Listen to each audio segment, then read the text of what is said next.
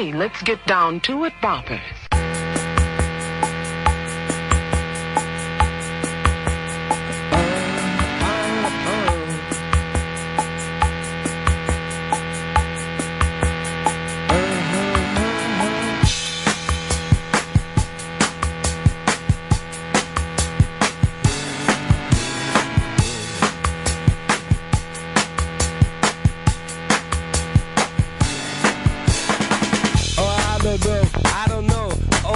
To begin, we are North Americans, and for those of you who still think we're from England, we're not, no. We've been on planes and on trains till we think we might die. Far from North America, where the buildings are old, and you might have lots of mimes. I hate the feeling when you're looking at me that way. 'Cause we're North Americans, but if we act all shy, it'll make it okay. It makes it go away. Oh, I don't know, oh, where to begin when we're North American, but in the end, make the same mistakes all over again. Come on, North America!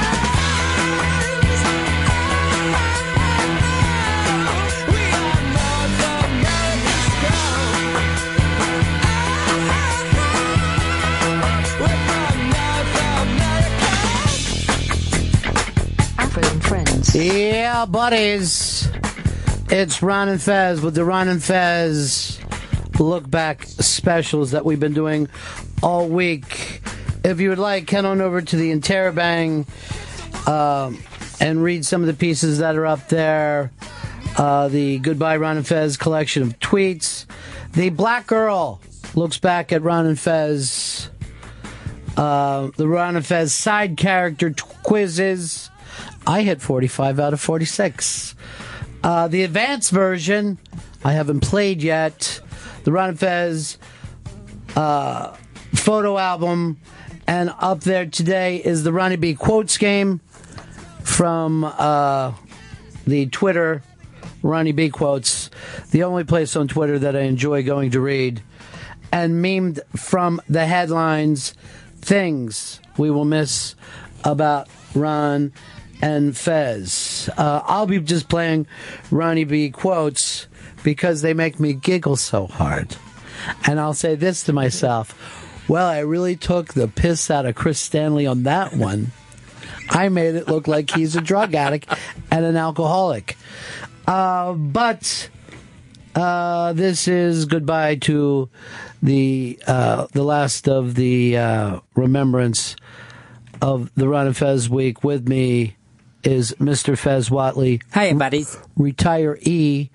So much of a retiree that they've turned off his key card. Fez Whatley cannot get into the building anymore. No, I am just, I am in line with everyone else waiting to check in for security, giving my name, Todd Hillier, to go to SiriusXM. It's all very formal now. Wow, did you just really pull back the curtain? Todd Hillier. That's a funnier name to me than Fez Whatley. I don't know why you wasted your time. It's pretty goofy. And with me, as always, Gail Bennington, no relation. Hey, Gail. Hey, buddies. Well, we thought we'd have you sit in a little bit because, different listeners come into different time of our career. The Ron and Ron Show in Florida, the Ron and Fez Show, which started in Florida, the Ron and Fez Show, which went to New York, WNEW, DC, at JFK, then Ron and Fez when we were only at XM, Ron and Fez at SiriusXM, and somewhere in the middle of that, something that was called the Ron and Ron Radio Network, where we syndicated around the country. But Gail is a person who's been there since the beginning, grew up with the Ron and Ron Show and then the Ron and Fez Show, and actually moved all those places with us. Yes. I've been in for the whole ride. Long-time listener. Long-time listener, and not only do you know me better than most people out there, but you know Fez, who, as part of our dysfunctional way of being, was closer to being a relative than somebody that your dad worked with. Yes. Fez was and is part of our family. Closer to being a relative than my relatives. So it is. Did you just yell F you at her? No, I said thank you. Oh, I didn't know. You have that slur, that little, F-you. I'll just call a gay twang, for lack of a better word.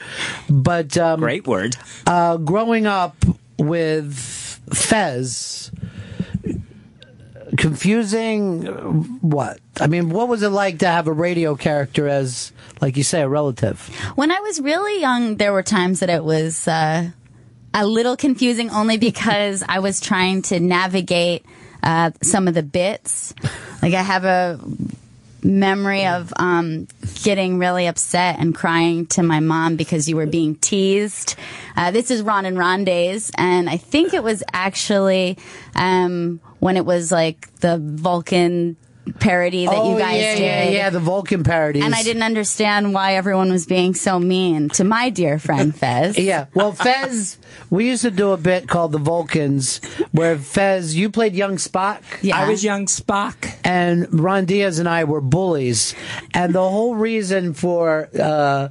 I don't even think we had names, did we? We were just two bullies? No, yeah, we had names. I was young Spock, and you were my really mean, yet best friend, Ralphie. See? A true Vulcan name Yeah. from Star Trek. And the entire bit was so that we could use the term Vulcan. So get on the Vulcan bus, we'll go to the Vulcan school. And when you're on terrestrial, that's a big deal. And actually, that even has gotten picked up at other places. People have started to do that. But yeah, that was a very anti, you know, if you don't know, if you're a little kid, it sounds like we're being mean to someone, because back then we thought bullying was the funniest thing that could possibly It's not exist. funny anymore. And it wasn't like I was this true voiceover artist who could change his voice to sound like Leonard Nimoy. It was No. just Fez's voice. Yeah, it really was about two older kids kicking a gay Vulcan boy down. The end of the bit always was, "This ain't my Vulcan day." Yeah, this ain't my Vulcan day, because we were such great writers. But this goes to show you, when you do something like that in terrestrial back then, people would just be like, I was wiping the tears out of my drove off the road. It's unbelievable. That was, and we could not find one of those Vulcan bits, to tell you the truth. Really? Yeah, it's a pre-YouTube world, so we don't even know where a lot of that material went to, or probably into the trash. But, you know, throughout the years of doing this show, when I brought this up before, but Fez, being Fez down in Florida at that time, was an unbelievably brave thing to do with an audience, because that audience was somewhat, you know, Southern, and for them to accept a gay guy, well, they didn't at first. No.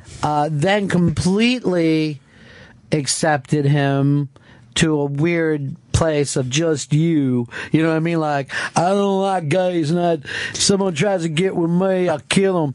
But I just want to say that Fez is adorable. You know what I mean? Like, there was some kind of progress that took place, but not the kind that you always want. But both sides were incredibly funny to me. When they didn't accept him, it was very funny. And then when they did, it was even funnier. Yeah, that's how we started back as part of the Ron and Ron show. I met Fez before you were born, Gail. And you grew up. I don't think you have any recollection in your life of this all not taking place. Yeah. You know? That's very true. You and your brother. I remember your brother told me one time that he was like a toddler, and we would have this, you know, stereo with speakers in our house, and he's toddling around and walked up to the speaker and just went, "Dad, Dad," at the speaker, like trying to see if I would answer him back, because you would wake up in that house and our voices would be playing all morning. It's strange when you think of it, and it really is strange that Fez came to our house and was Fez at our house. This is part of what Fez has done to himself over the years. Like when he came over, he was Fez the character. And you and the kids and me and Fez would constantly do this "what about Bob" thing where the kids acted like Fez is here, and I'm like, what is he doing here now? And we would never break character, none of us. No, it just went. Yeah. You'd come down the stairs and I'd be there at the breakfast table. It would happen all the time. And I would, go to bed and Fez would stay up and just hang out with the kids. So, we're off to the movies, Ron. We'll be back later. He would take him off to various gay movies to see. Now that I think about it, it's probably a bad idea. One of the things that was, when I was really, really young, that was confusing is I remember, you know how when you're a kid and you're just trying to figure out the world? And Fez was always around, and I remember thinking, now, am I supposed to marry Fez? Like, how is this family supposed to work? Now, here's the deal. Why don't children ask things? Yeah. Why won't they just say? They just try to figure it out on their own. Everybody always thinks that they're raised so poorly, but you don't ask. I know I could never figure out which aunt was married to who and why they would be yelling and all that kind of stuff.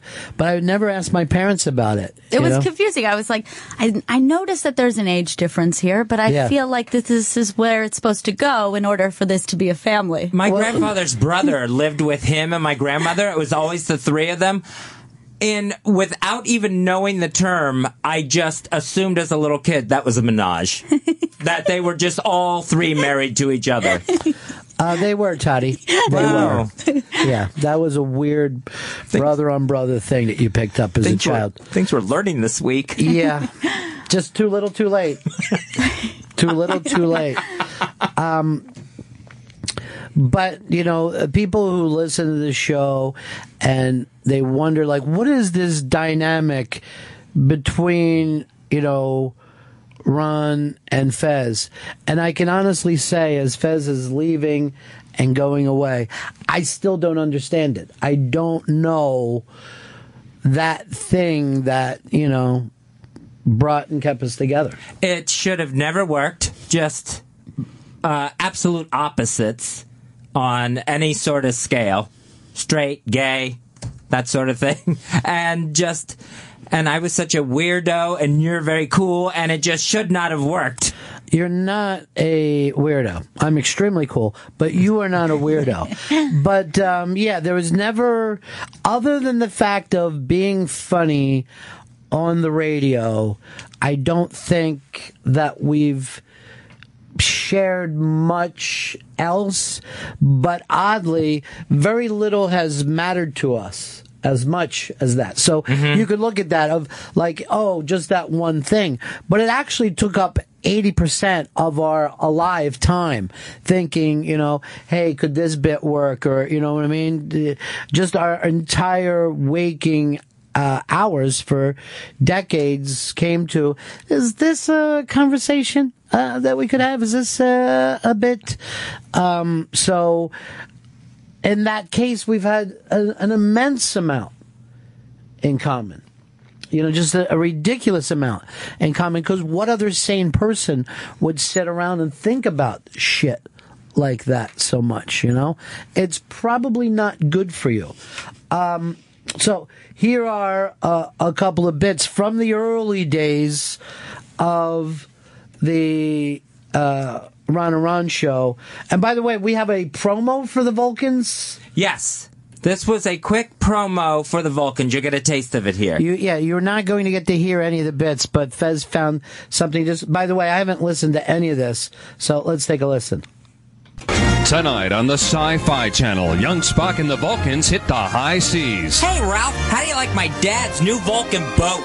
I don't know, Spock. It kind of Vulcan smells. It does Vulcan not. That's your Vulcan problem, Spock. You think your Vulcan ship don't stink. Man, this ain't my Vulcan day. Tonight on the Sci-Fi Channel. Who was doing the voiceover on that? The guy from Orlando? Yeah, I think so. What was his name? Oh, God. That's sad. I can't remember. Yeah, that's somebody that we worked before. But you'll get a little premise there that we would do these bits, and it would be basically young Spock, who was Fez, would get a job at a clock factory, and his job would be there's dust, and you have to suck the dust out. And it all came down so we could say you're a Vulcan clock sucker. And we would repeat that time and time. And in the world of terrestrial, that went... and then you would have a girlfriend who the other two guys would actually hit on in front of you. Yeah. And that was played by Gail's aunt, and who was also like best friends with Fez. So this I now look back on it, bad job of parenting, of not explaining a lot of this stuff. I wish I had this. I have looked and I've looked. A bit that Gail and I used to do when she was so very little. Bippy, the emaciated clown. Oh, yeah. So you were a very sickly clown. Yes. Named Bippy. And we were both British I don't know for some why reason. I was a British child. Because when Gail was little, she always wanted to do British voices. So then it was just like, hello, Bippy. Hello. How are you, Mary? Oh, yeah, she was Mary. And she was a poor child. She was an orphan or a poor child. And what was the point of the bit? He was a clown, but his tricks were things like coughing up a piece of his liver. He was so he was sickly. like an alcoholic disease clown that she didn't see the pathos that took place there. Yeah, she didn't realize he had cirrhosis. This is... we did, of course, the Ron and Ron show with Ron Diaz, and listen to this young caller who called into the Ron and Ron show. Hi. Hi, Gail. I just wanted to apologize, Mr. Diaz. You don't have to apologize. That's nice. You didn't do anything wrong, honey. I know, but I feel bad that I yelled at you. That's okay. That's quite all right. An angel. You got all your homework done from last night and everything? Uh-huh. And I've been studying on this one book. Hey, Daddy? Yeah. When I grow up, I want to be a lawyer. Honey, maybe you could be like a legal secretary. You don't want to be a lawyer. I Yeah. want to be a lawyer, yeah. You could be like a stenographer. She could be a lawyer if she wanted to. Girls would make... What other jobs? Girls that are legal secretaries? No, there was many female lawyers. Many. I want to defend people in court. Yeah, like a would be stenographer. nice. Like, No. did you see the O.J. Lawyer, Daddy. Stop it. She could be a lawyer. She What's wrong can't with be a that? lawyer. I mean, I don't like lawyers. Lawyer. I don't like lawyers in general, but there's many good female attorneys. What you could do probably is marry a lawyer. No. Wouldn't I that be... don't want to marry a lawyer. I want to be a lawyer. You better shut up. I think you'd be a good lawyer. I think you'd be a real good lawyer. Stop it, Diaz. She's not going to be a lawyer. I think she'd be a damn good lawyer. Don't try to put crazy ideas in her head. She's a girl. You got my daddy mad, Diaz. I didn't make your daddy mad. You just got him mad at me. You're in trouble, Gail. All right? I hate you, you steroid freak. All right, that's it. When I come home, I'm cutting up the dresses. No! No more dresses. No! I'm cutting up the dresses. No! Why? Why? Got my daddy mad at me. I Yes. didn't get your daddy mad at you. I was on your side. And You why want me to would leave you right call now, me Ronnie? that? No. You want me to leave right now? No. I'll take the cord to her. And why? No. You got my daddy mad. All right, you hang up the phone. So that was, I guess, a look at abuse and why it's so difficult for someone to get involved. And then you would do something like that and then go off to school. Yeah, that was, I think, on my way to school, just before Yes. leaving for school in the morning. It's a shame my voice never changed. No. It's pretty I much honestly the don't same. think any of our voices have changed. And that's why I don't think there's any such thing as damage through cigar smoking. Because I still sound...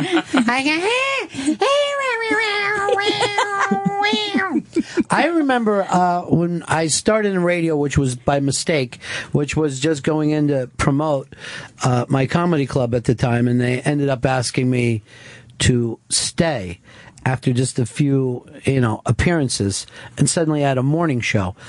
But I remember the first time there was like a marketing report that the general manager, Sean Portman, came back and said, he was like, well, I'll just give this premise. I've been doing this a long time, but I was the first wave of people not to make up a fake name and a fake voice, right? So normally they would teach you, to go in there and, you'd end up with a name like Jenny Rock. Hey, you're listening to Jenny Rock. I'll be with you till midnight tonight. I just went in as myself, which was a terribly bad idea. Sonny Fox, who worked in Miami and ended up working with us here at SiriusXM, said to me one day, he goes, "You were like the first normal person that I ever heard on the radio." And he said he'd been doing it for years and it changed his focus because he never thought that you could do that because it's a stupid idea. But I remember when Sean said to me, when people listen to you in the marketing study, it's basically people who don't know who you are. Some listeners and then people who've never heard your station, you go like, what do you think of that song? What do you think of these personalities? And he said the second I started talking, they would laugh. They just started laughing. Like, that's freakishly funny. What a funny idea. Him on the radio. Like with radio people. And obviously Fez didn't have the most radio voice. You came in somewhat as a character. Well, here's a weird thing, Gail. Fez just reminded me this week. I didn't realize that for years Fez did not play a big part in the Ron and Ron show. You didn't get started when we started. You came in later. Right. And then he said to me, and this freaked me out, he only did one break a week, the last break on a Friday. For, you said years? Yeah, that went on for a long time. It was the Fez Whatley gossip segment, and that got aired 9:45 a.m. Friday. It was the last break of the last show of the week. That's so wild to me to hear that, because to me it felt like he was always on. Yeah, it was a long time before I just started commenting on everything going on during the show. And then I guess you didn't really play a major part until we did the network, right? Then you were like more than just a call-in part. And you have to remember, a big part of that, Fez, is that you never had to talk to consultants and stuff like that. Until our show got really big, we had to sit there and listen to consultants, and they would give us ideas, and we're like, hey, that's a pretty good idea. And you find out that it's someone else's idea. A consultant would just go around and give you other people's ideas. You're like, what? It's worked for someone else. Awful. So. Yeah. That's awful, what you just said. But it's very weird, and it goes to show the fog of war, you know what I mean, that you don't remember. Until you told me, that was lost on me. And we never found a Dykes on Bikes bit. Could not find one. Gigantic, the very first really big bit that we ever did that got us focus in Florida for the Ron and Ron show. Did I tell this story about the thing? I can't remember where we've even been. I don't think you told this story. No.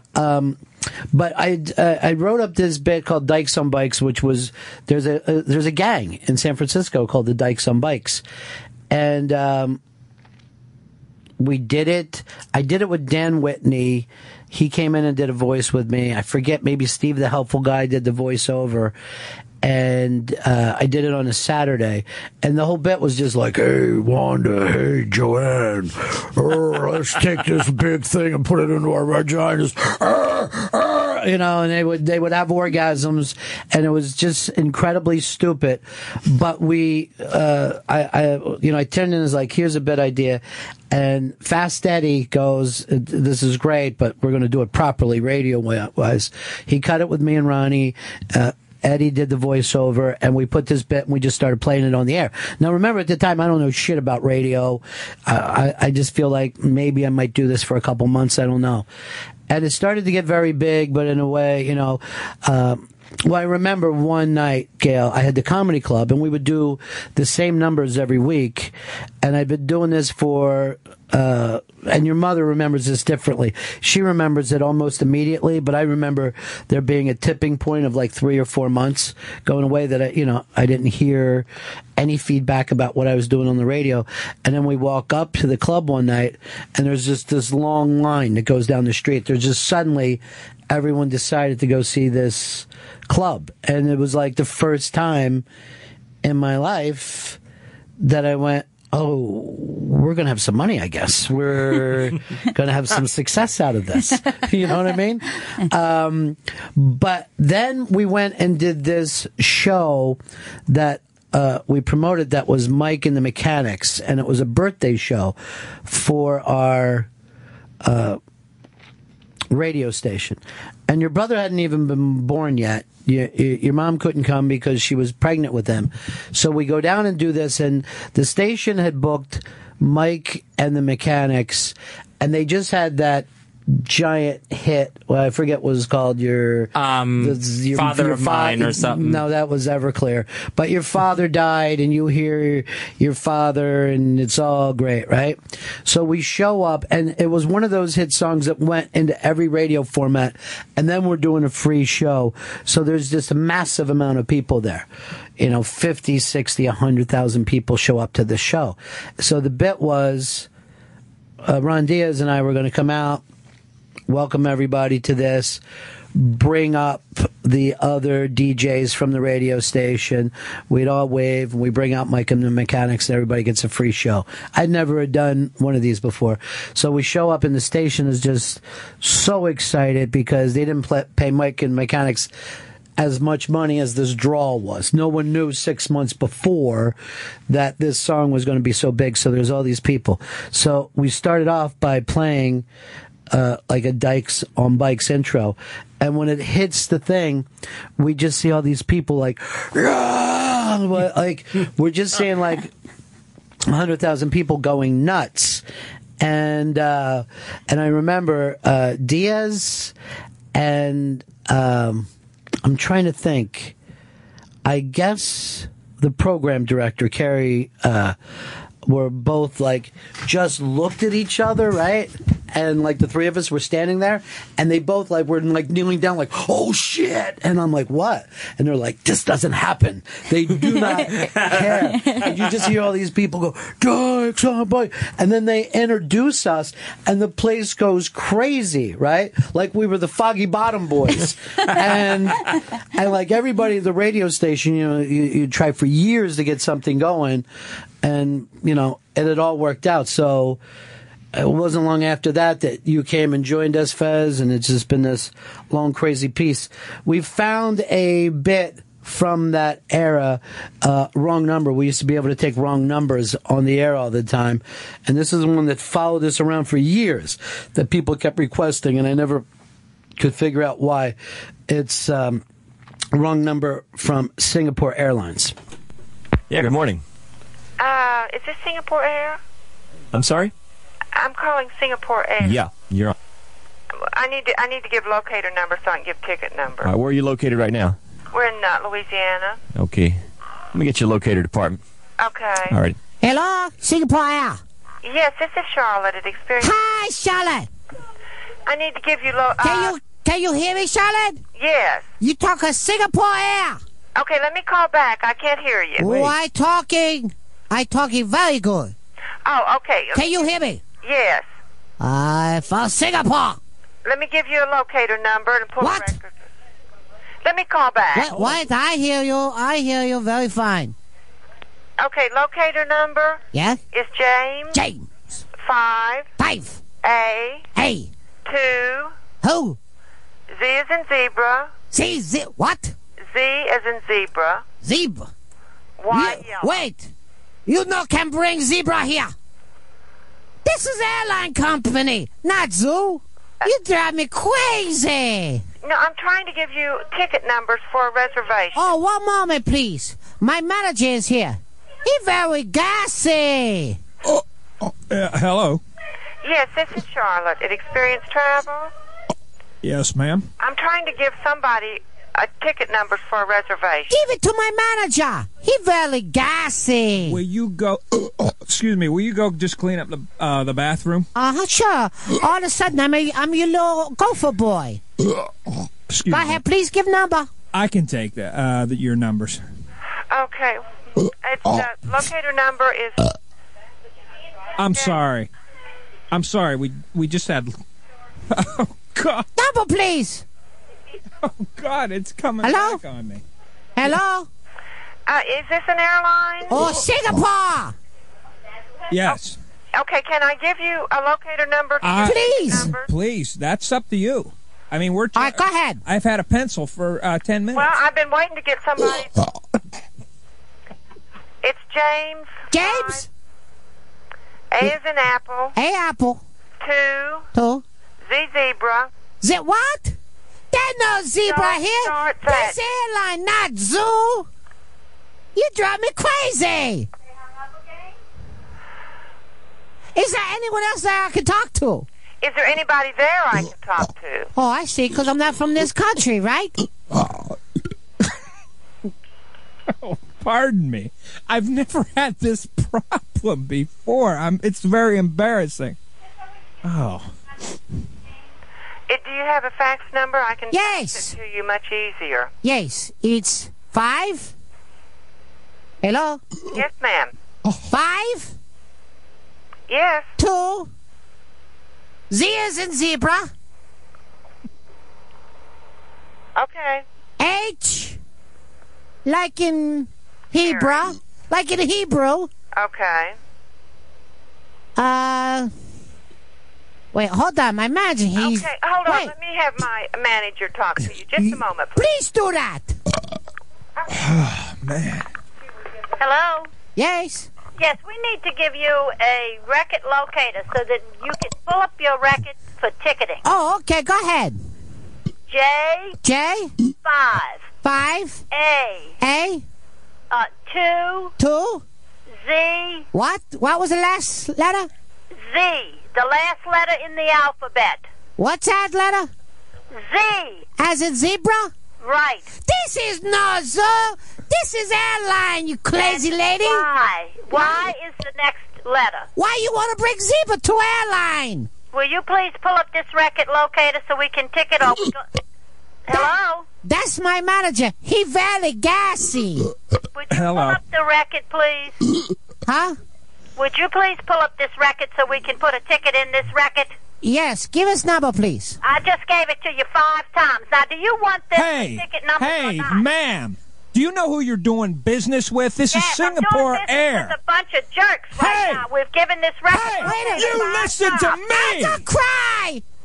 I gonna cry like... Or not? Hey, wait a minute. Look, we've given this record number to this girl 5 times, and when we get to Z, she yells, "This is so zoo." I'm not from this country. Do you want this record locator number or not? You, now, we are business, and we don't have time to keep calling you every 5 minutes with this. You have time to keep calling wrong number? Is this the wrong number or not? Yes, you called the wrong number, crazy lady.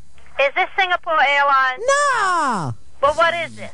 This someplace else. This is not Singapore Airlines? No, this Ron and Fez Show. There's no zebra here. Good. Bye. Bye-bye, crazy lady. See ya! That was our big catchphrase. See ya. See ya.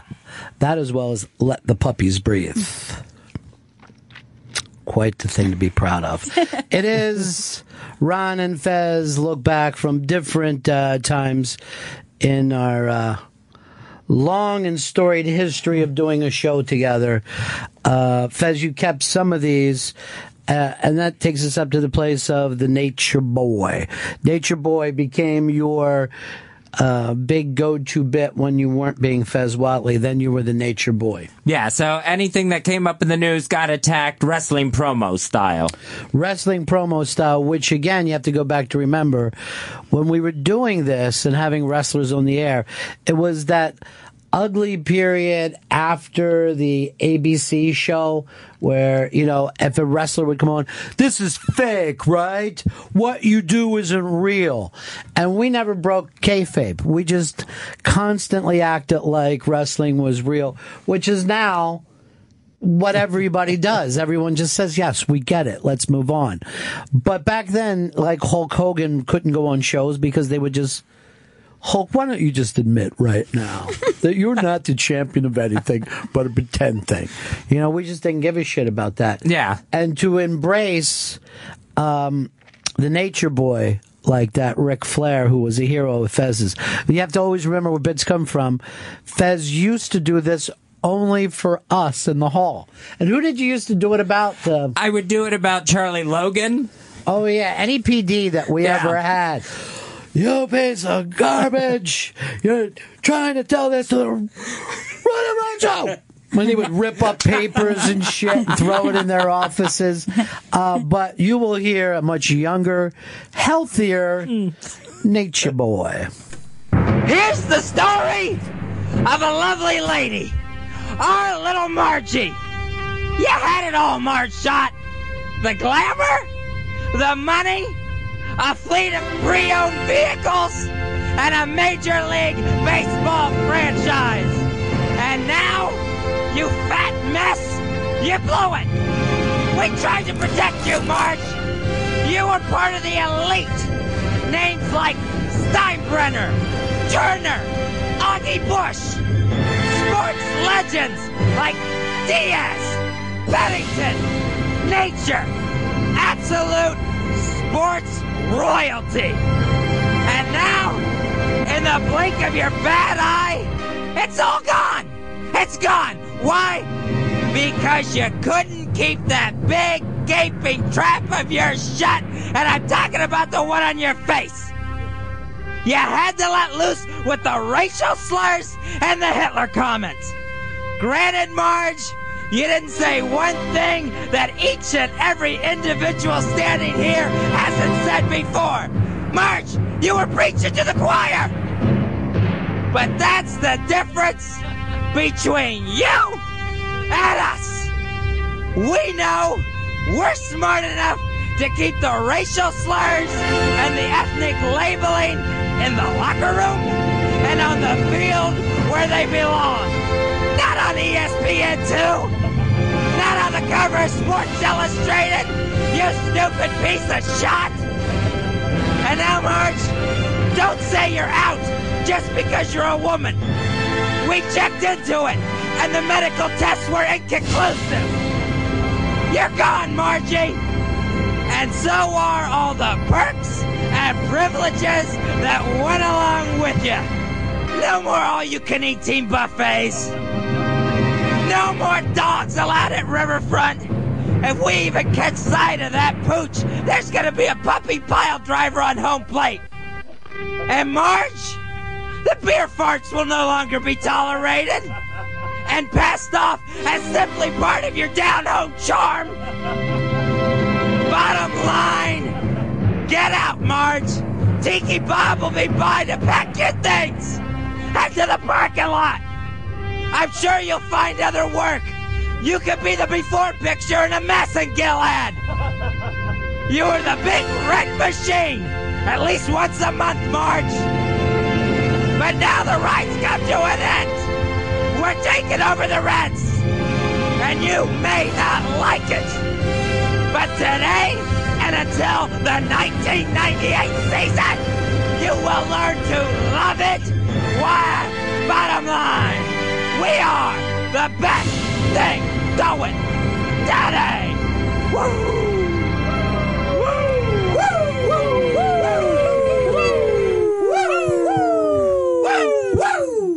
That was such a funny bit that Fez did for such a long time. Live, it would just be incredible. We used to do this touring show with comedians that would always open with the Nature Boy. The Nature Boy would come out and basically berate the audience that they were lucky enough to be seeing this show. And we would all be in the wings of these theaters and just wiping tears out of our eyes. And then the funniest thing, too, when we would do these, Fez is the only one that had to travel with trunks like Gallagher, because he would always, have his flashy coats and then your Nature Boy outfit and your stupid belt that you used to travel with, your championship belt. Everybody else would just be able to travel light, not Fez. I had to pack up and then arrange the smoke machine. There's a couple feather boas in there. Oh, yeah, there was always feather boas. Always. And, radio was always theater to him. Like, no one could understand why Fez needed to dress up for radio in those days, but always so funny and peculiar and weird. And it was just, It was just great, man. Just so funny. It is the Ron and Fez Show. Looking back, we've never really talked a lot about the early Ron and Ron days because we're always trying to look forward.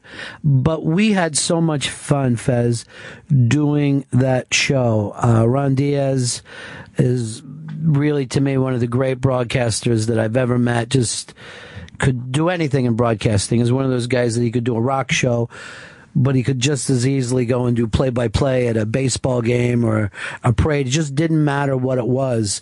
He was always be able to find that even keel when doing a radio broadcast. Me and Fez coming from a totally different background, and then Fast Eddie Yarb, who was the best parody guy, the best on-the-spot producer I ever saw. You have to remember, back then, when we would tape calls, they would basically be done on a reel-to-reel tape, and he would be slicing tape and putting it back together. You know, we would tape calls back then during the commercials, and he would be slicing up these calls, picking out the best calls, taping it together, and we would get back just in time. I mean, that was a show back in those days, Fezzy, that was just off the fly. People would be sweating. You would be going so fast. I was drenched at the end of every show. It became a source of embarrassment. Drenched in his own cum. Sweat. Oh, I'm sorry. Went through my T-shirt. Well, I'm sorry. Ew. I don't know how I confused that. I was thinking of another day. But that was such a fun way to start a radio career. And then when we ended that show, I'll always remember that whatever came up next, Fez would get on the plane and come. And this is the first time, after all these years, that we're saying we're going to go on and do the next piece, and you're stepping off the bus. It's just so weird for me to think that. It hasn't even come close to sinking in with me yet, that the fact that I'm getting on the plane to go away from this instead of towards it. Yeah, it's weird. It's really, really strange. So many people are writing to me asking what is next, and we were going to wait a while to say that, but I will announce those plans by the end of the show today as we wrap up this look back at the Ron and Fez Show. Why don't we break here, and when we come back, the funniest thing about doing this week is that we will not get a chance to get to everything that we've ever wanted to do. But I'd like to play some of the Hypnosis Show with Fez Whatley, because throughout the years, you don't realize the great character work that he's done that is right there. And for some reason, Don, the hypnotist, could pull it out of him. So I want to play some of that. Some of the other calls that we've had over the years. And then we'll say goodbye with this last look back at the Ron and Fez Show. More Ron, more Fez. This is the best of Ron and Fez on Raw Dog Comedy Hits, Channel 99. The bits that were marginally better than the rest. You're listening to the best of Ron and Fez on Raw Dog Comedy Hits, Channel 99. 7'4", 520 pounds. Whatley has a posse. Oh, baby Fez. Oh, baby Fez. Whatley has a posse. And when you put on your Whatley posse t-shirt, you let everyone know where you stand. Whatley has a posse. The Whatley posse is taking over the entire world, because Photoshop Mike and Mikey Boy started it all.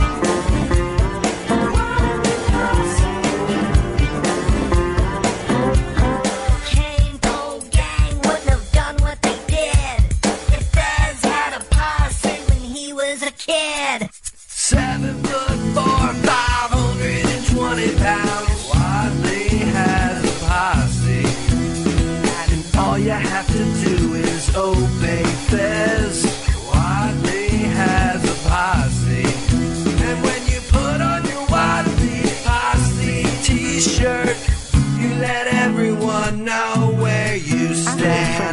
There it is, the Whatley posse. That was a posse of people who ripped off Andre the Giant. Remember when the Whatley posse things started to be put up around town, that people made the stickers? Also, remember at NEW we had those crazy bathroom stickers that you had officially been considered a good bathroom by Ron and Fez? The inspection stickers. Yeah. Some people were really, really angry. Some restaurants were like, this is great. Our bathroom is considered the best. And other people were like, how dare you sit here and decide whether our bathroom's good or not. It is a look back at the Ron and Fez Show. Fez Whatley here, a person who grew up with the Ron and Fez Show. Gail Bennington is here. Every market that Fez was ever at, we toted up the kids and we moved to Beverly on to the next thing, looking positive. I remember a heartbreak for all of us, though, is when we thought Fez had found the right person that he was going to settle down with. Were you engaged, Fez? I was engaged to be married. And at that point, you were sure that you were straight? Absolutely sure of it, yeah. And I thought I had found the real deal here in my life. And who was that? That was Dawn Cumia, Anthony's sister. And it didn't work out the way everybody wanted, but at the time we were thrilled. Oh, yeah. And it was one of those things where I had to get it off my chest. I had a secret love. Right. Secret lover. And had held it inside so long. Well, you didn't want Anthony to shoot you both. That was always he was always very protective and possessive of his sister, I guess, from their own affair. And the fact that he was finally going to have to let go of that and let these two kids, and you two kids were young and your bodies were changing and we couldn't hide it anymore. No, you couldn't hide it anymore. You were just... sparks were coming off you two. So it all came spilling out one day at XM. Finally the truth. Ron and Fez. You're in love and someone's in love with you. Yes. Now I know it's bullshit. It is not bullshit. It's very, very real. And it's something that I've had, I've been keeping inside. It's been going on for a while now. Something I've had to deal with. And I would hope that would get all worked out. And apparently it's only getting worse. To the point of where, I've been threatened not to come around. I don't believe you. I don't know why you won't believe me. I mean, I'm dead serious here. You don't hear me making any jokes. No, I know that you're not joking. I know you set up this thing, but I don't. I've been through it before. I've been through it before with you. I mean, I don't see where anything I'm saying is so outrageous. I understand. Yes, a fiance. I'm engaged to a girl in Niagara Falls, Ontario, Canada. Yeah. Yes, that's outrageous. I can understand, that. But this is all very real. We've known each other our whole adult lives. True. I've never seen you with a woman, ever. And now you're telling me that some family won't let you around. No, I don't believe. Yeah. I would love to bring her around. I would love to bring her out to dinner with you. And your check, that would be great. I would love to bring her around here, but it's just not going to happen right now. It's just not. It's been tearing me up inside. Who is it? I can't. Where did you meet this person? I met this person at some appearances. It's really? Yes. Bar 9 girl? It's not the same maniac that Earl was with, I hope. That would be embarrassing. No, it's not the mental patient. This is her family wouldn't protest. This is a nice girl. Yes, this is probably one of the nicest girls I've ever met. One of the most sweetest, nicest, kindest people I've ever met. And you can't be with her, and she wants to be with you. Right. That's exactly where we're at right now. And hopefully her family will come around. Who is it? All right, I'll tell you the name, if you really want to know. I do want to know. All right. It's Dawn Cumia. Anthony's sister. I'm in love with Dawn Cumia, Anthony's sister. What? You fucked Why up. are you laughing at me? Because you fucked up my whole fucking character. I haven't fucking laughed at you in a whole year. And it's just it's the stupidest bit I've ever heard. No, this is true. Earl, true or false? I'm speechless. I am stunned. I can't believe it. You dragged it out of me today. I cannot believe this. I didn't want to talk about it. There. It's out there now. Lord knows what kind of shit's going to rain down on me now. Why would shit rain down on you? I told you. Her brothers, Anthony and Joe. They don't like you? They don't like me being around her. They don't care for it. You know they're crazy. What are you, from the other side of the tracks? Apparently to them, they're very protective. You came over from Gay Town and... What are they, worried you're a carrier? I don't know what they're worried about. They just don't like me. They've told me to knock it off. I've been threatened with a beatdown. A beatdown? Yes, Joe and Anthony said they'd give me a beatdown if they saw me around anymore. What kind of stent fight would that be with the three of you guys rolling around on the ground? Well, it's not good. I mean, I'm not insane. I'm not fighting the crazy Cumia brothers. Why would I? You know what's good about you, Fez? You test friendships. That's the interesting thing about it. You test Opie, you test Anthony, you test me on a daily basis. I'm not testing. This is all true. I'm in love with Don Cumia, Anthony's sister. There, now it has been broadcast. From coast to coast on XM satellite radio. I don't even think we've seen her for a year. We haven't seen her since the Halloween show. Well, I've seen her. But I just don't want to cause any more grief for her or myself. I mean, hopefully the family will come around. I don't picture it happening. This is like, you know what this is like? Romeo and Juliet. That's Romeo. I'm Romeo. But I would love for this to work out. And just, me, our family's important to me, too. I'm willing to say that she couldn't pick you out of a lineup. Earl, could she pick him out of a lineup? No, not at all. How do you know, Earl?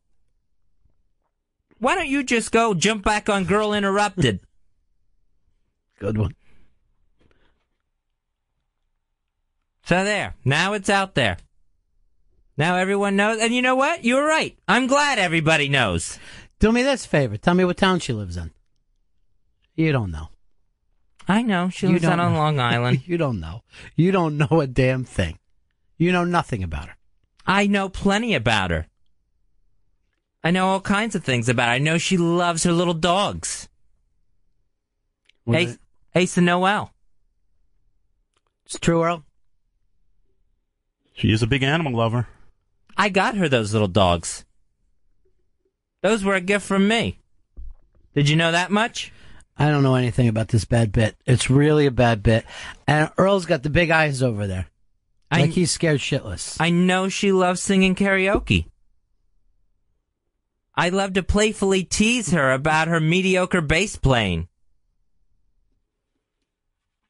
What? Her interest. What the fuck are you doing? What is happening?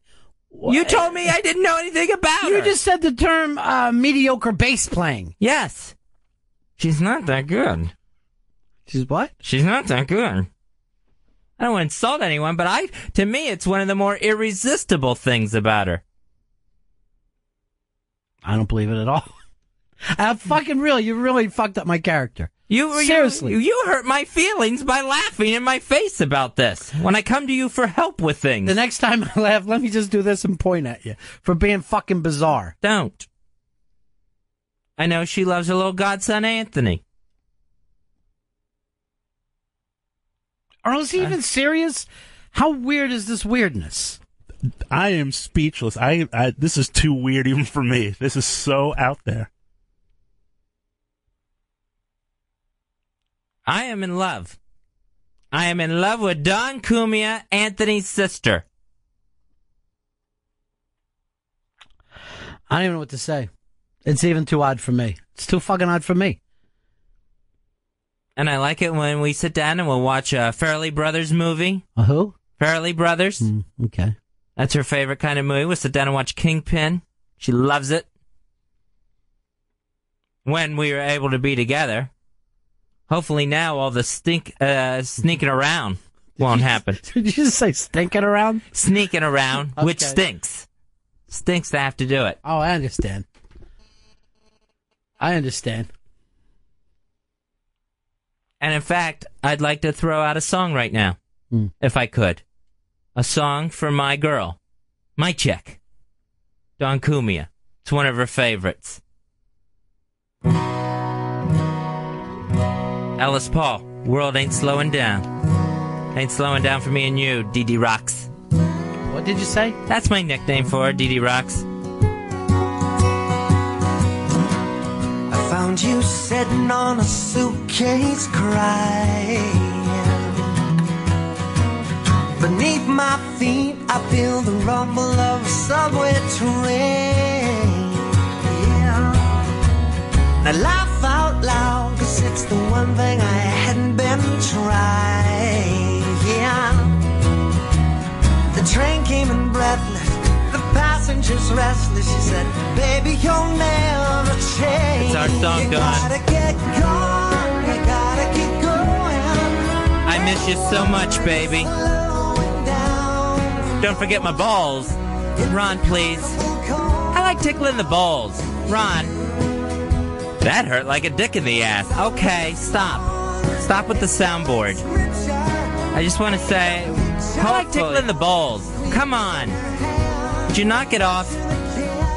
Hopefully we can be together. Things can work out. Don't tell Daddy. All right.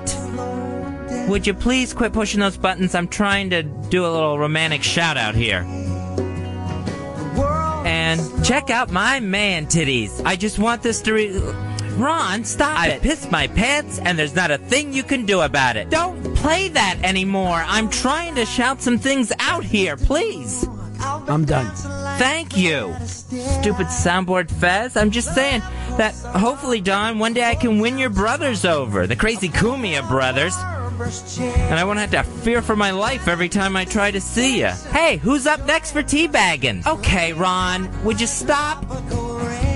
You're ruining this for me.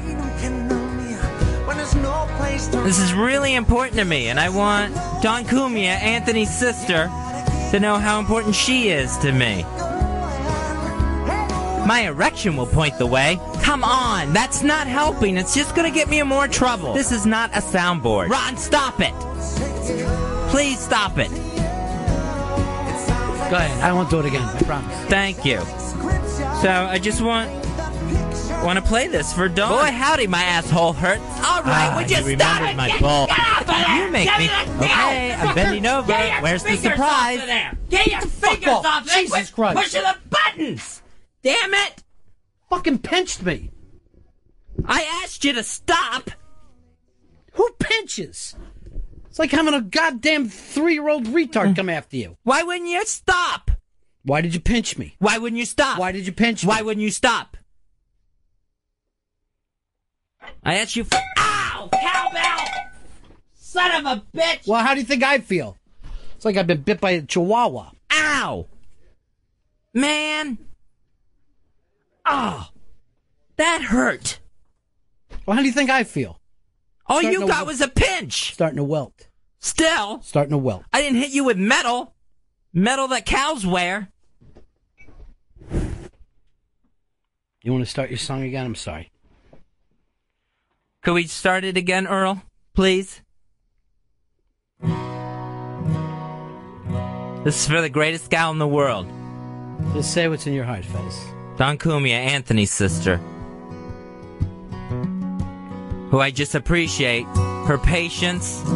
And we're gonna get through this, baby. Don't worry about it. We're gonna get through this. Check out my man titties. All right, Ron, stop it!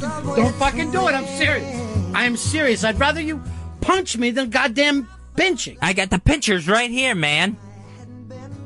Hit me like a man. Do not fucking pinch. Dave, come in here for a second. Oh, fuck. I asked you to stop.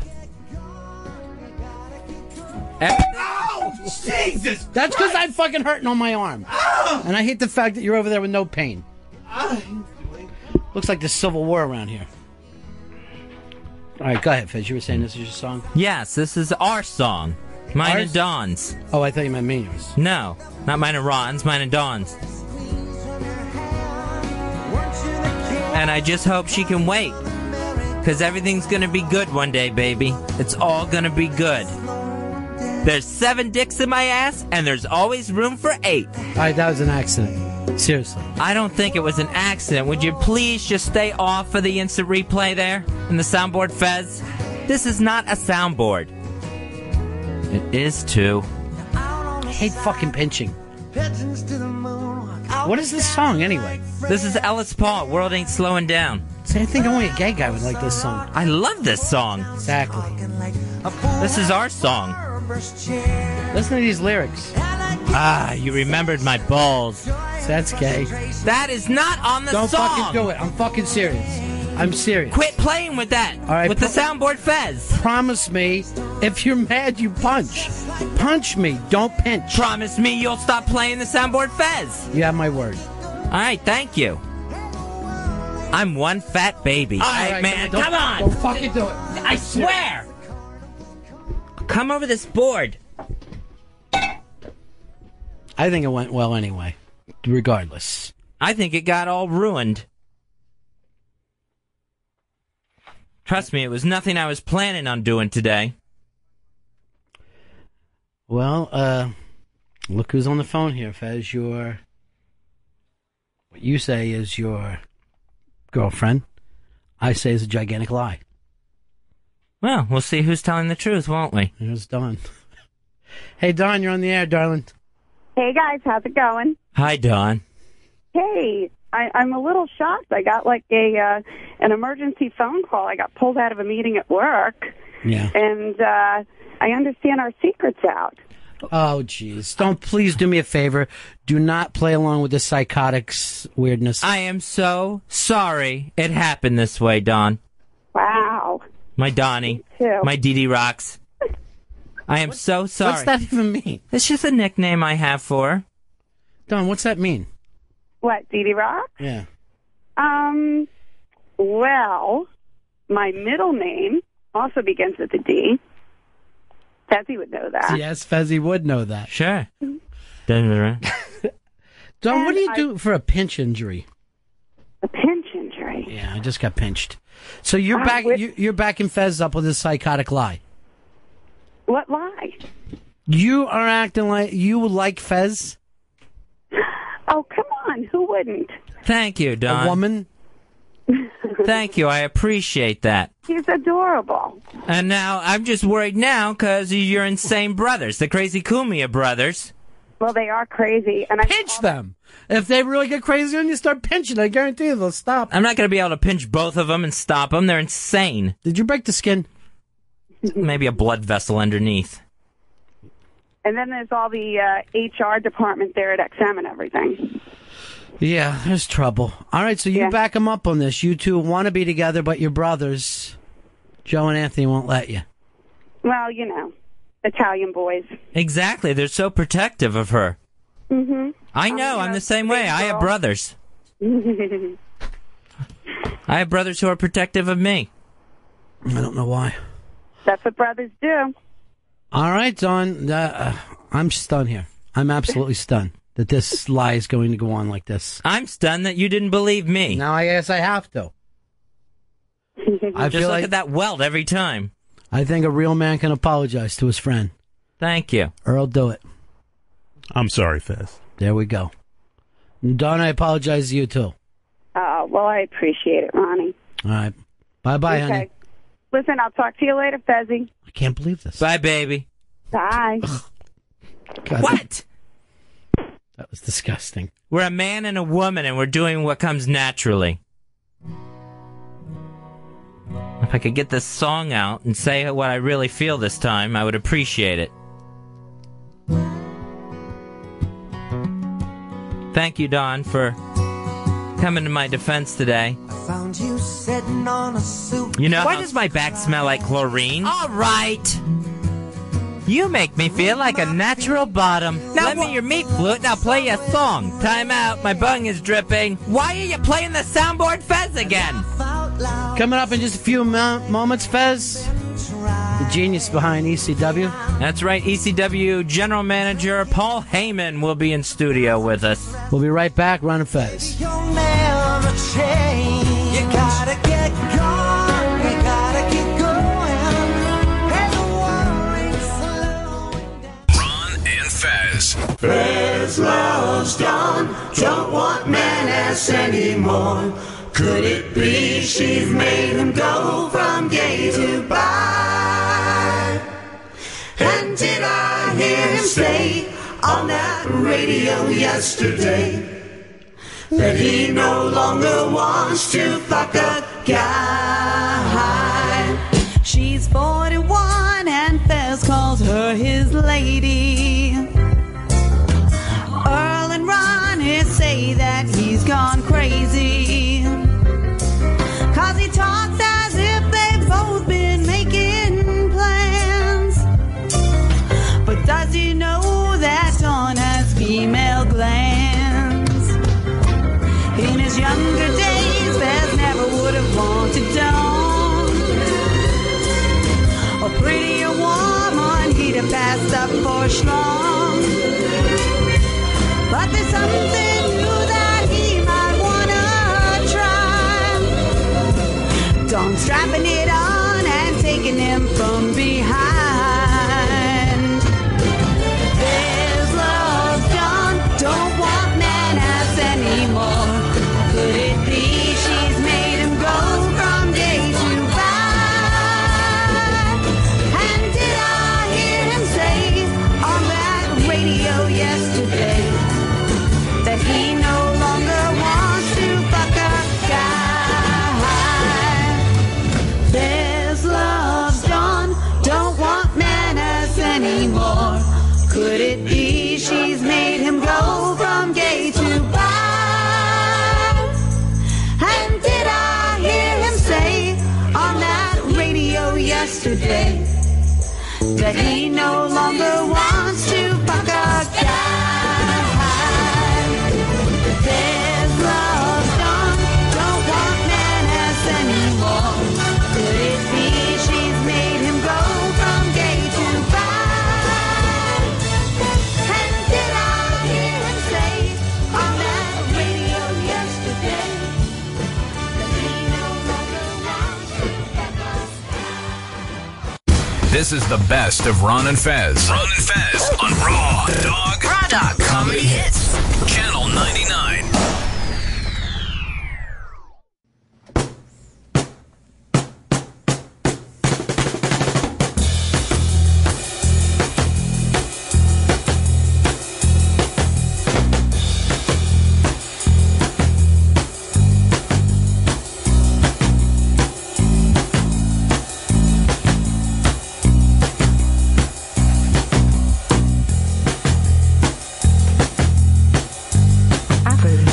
Yeah, it's Ron and Fez. Look back. Ron Bennington, Fez Whatley, and sitting in with us as always, Gail Bennington, no relation. Now, Fez told me before, and I was very surprised to hear this, out of all the different places and different styles that we did our show in, whether it was the Ron and Ron show, the Ron and Ron radio network, whatever that nightmare was that happened in Miami, Daytona, New York at NEW, New York at Free FM, JFK and DC, and then the XM and SiriusXM years. Do you know what Fez said was his favorite of all of them? Let's see. NEW. Fez, match game style, what did you say?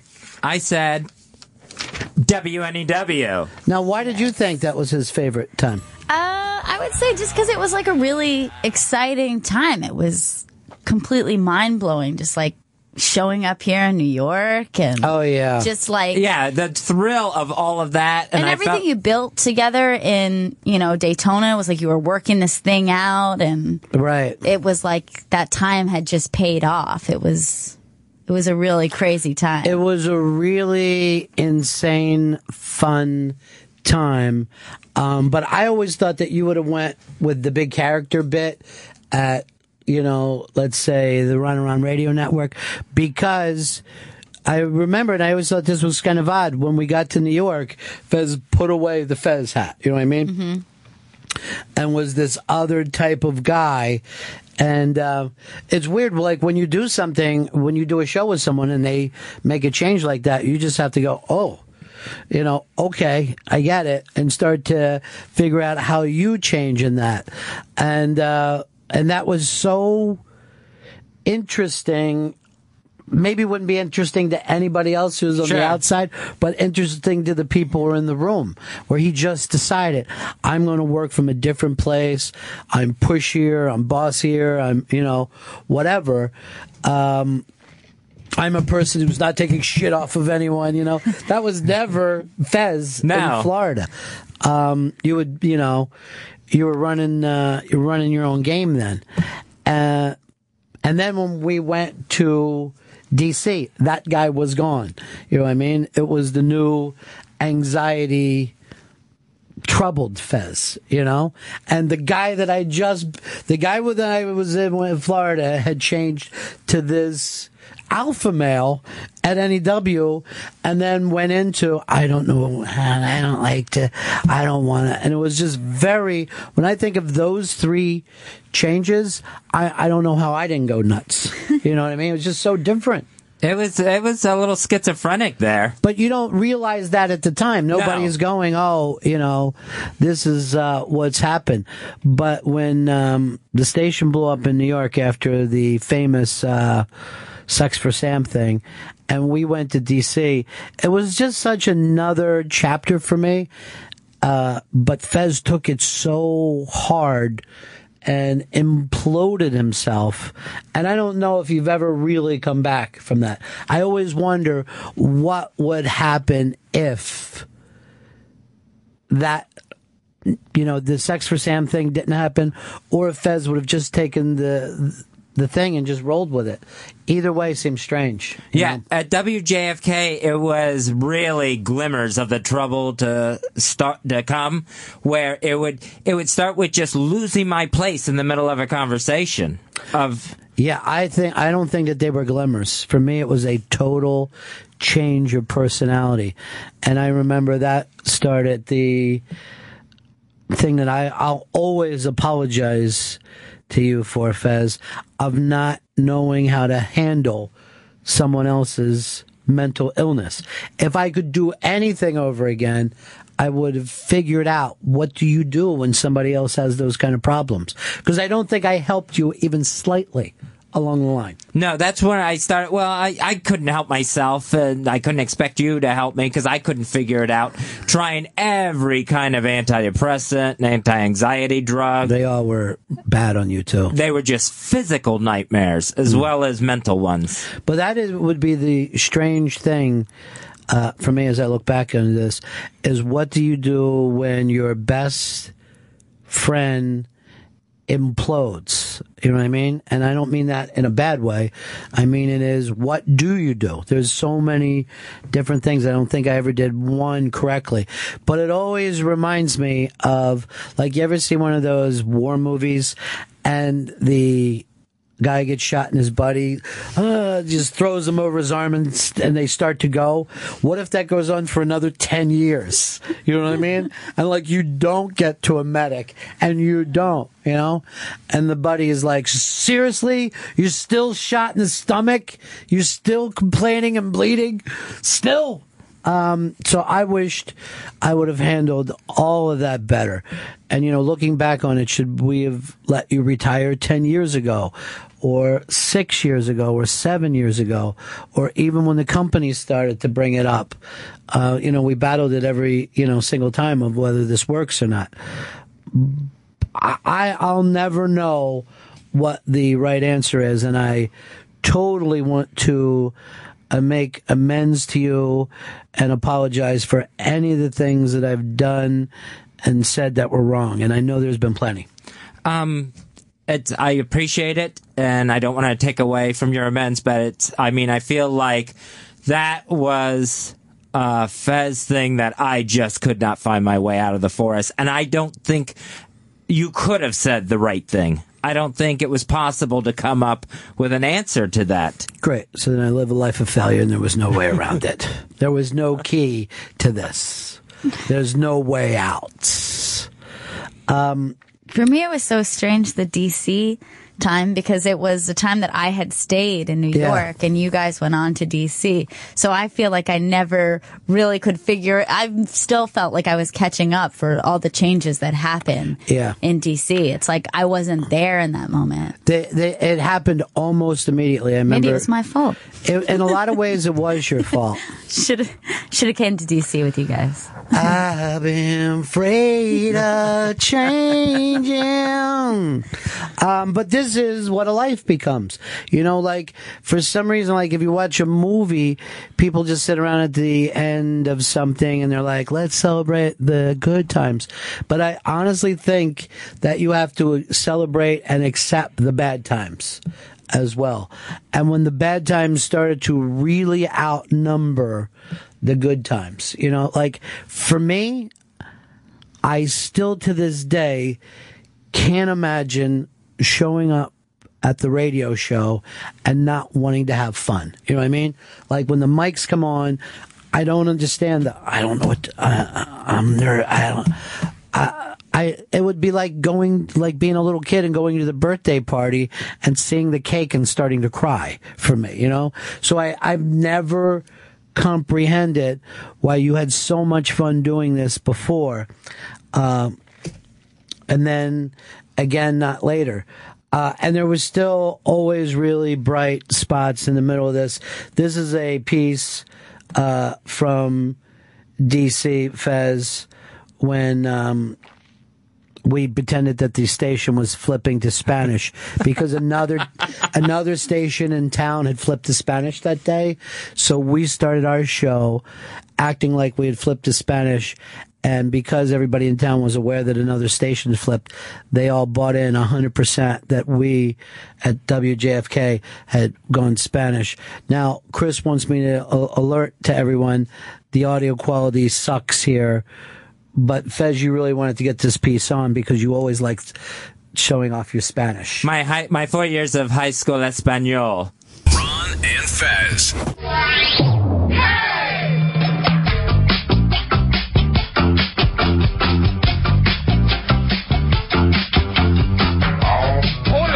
Bienvenidos a El Sol, WJFK 106.7. Me llamo Fez Whatley con Ronaldo Bennington. Sí. Hola, muchas gracias por hoy el noche, oye para la palabra grande as. ¿Qué es palabra grande as el noche? Ronaldo? Sí, sí. En el estudio, J-Dubs y el gigante Brian. Hola. En la casa el noche. Por la teléfono 866-277-4969. Otra vez 866-277-4989. Bienvenidos. Oh, me gusta la biblioteca. Sí, me gusta la biblioteca. Sí. ¿Dónde está la comida? Soy hombre, yo tengo hambre anoche. Sí. Sí. Ronaldo, ¿cómo está? Está Susana en casa. ¿Susana en casa? No me creyendo. Sí. No me cabriendo. ¿Dónde está en la sala? No, en la cocina. Ah. I only had the one class. Huh? ¿Dónde está la cerveza?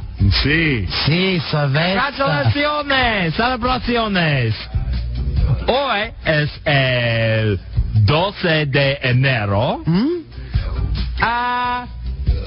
Como el 5 de mayo. El 5 de mayo. ¿Sí, Ronaldo? Sí, Fezita. Fezita es muy listo today. I don't know. Sí. Sí. Sí. Sí. Yes. J-Dubs, ¿cómo está? Como si, como está. Ah. En español, por favor. I only know French. El jefe. El jefe está en casa después la Ron y Fez Show. ¿Qué pasa? Sí. ¿Sí? Sí, a las 11. Con J-Dubs. J-Dubs. Sí. Sí. Elegante Brian, ¿qué juega el noche? El noche, el lata, el jugar boliche. Fezita. Muy bien, sí. muy bien. Juan on teléfono. Juan. Sí, Yeah. sí. Juan. Me gusta mucho. Me gusta mucho. Gracias, Juan. Gracias. Okay, adiós. ¿Qué pasa, Juan? ¿Qué pasa? Hasta la vista. Ricky. Adiós. Ricky Ricardo. Ricky Ricardo. Me gusta Babalu. Hola, amigo. This is Ricky Ricardo. I'd like to say good evening. Actually, I sound a little bit like Ricardo Montalban, but who cares? Hola. En español, por favor. Español. Español, totalmente español. 866-277-4969 por la teléfono. Matt is on whatever the top. Teléfono. Sábado gigante. Sábado gigante. El loco. Es miércoles gigante. Sensacional. Ron and Fez. That is the format flip to Spanish where, now that I look back on it, Fez, it just wasn't you. I threw in some really great Spanish phrases as well. You got in some C's. I did have 7th grade Spanish. ¿Está Susana en casa? Sí. ¿Está con una amiga? ¿Dónde está en la sala? No, en la cocina. That was lesson 1 and the last that I put anything into it. The only You know what I said? Yes. What did I say? Is Susanna at home? Is she in the living room? No, she's in the kitchen. Is that it? Yeah. I'm gonna just guess that you're right. The only other time my Spanish paid off during the Ron and Fez show is when you interviewed Antonio Banderas here at SiriusXM, and then our booking person was talking to Antonio and his people in Espanol outside after the interview, thinking I couldn't understand a word they were saying. I picked up every word. He loved the interview, and he was thrilled that you had seen his movie. Said it was the best interview he had done. Wow, I'm glad to hear that, except for I don't know whether you're lying to me because you know Spanish. Earlier we played Fez Whatley and his love for Don Cumia, but that's not the only time Fez was in love. Dr. Steve hooked him up with a guy named Ted, and, well, it was pretty sexy. Ron and Fez. Now, did you hear Dr. Steve's show the other night on the Saturday Night Virus? Yeah, I heard the Weird Medicine addendum. Now, you, apparently they spent some time talking to the guy who wants to take you out. Right, yeah. For some reason, he's now changed his name. He's now Ed. Well, Ed doesn't want people to know his real name because he, sells washing machines down south.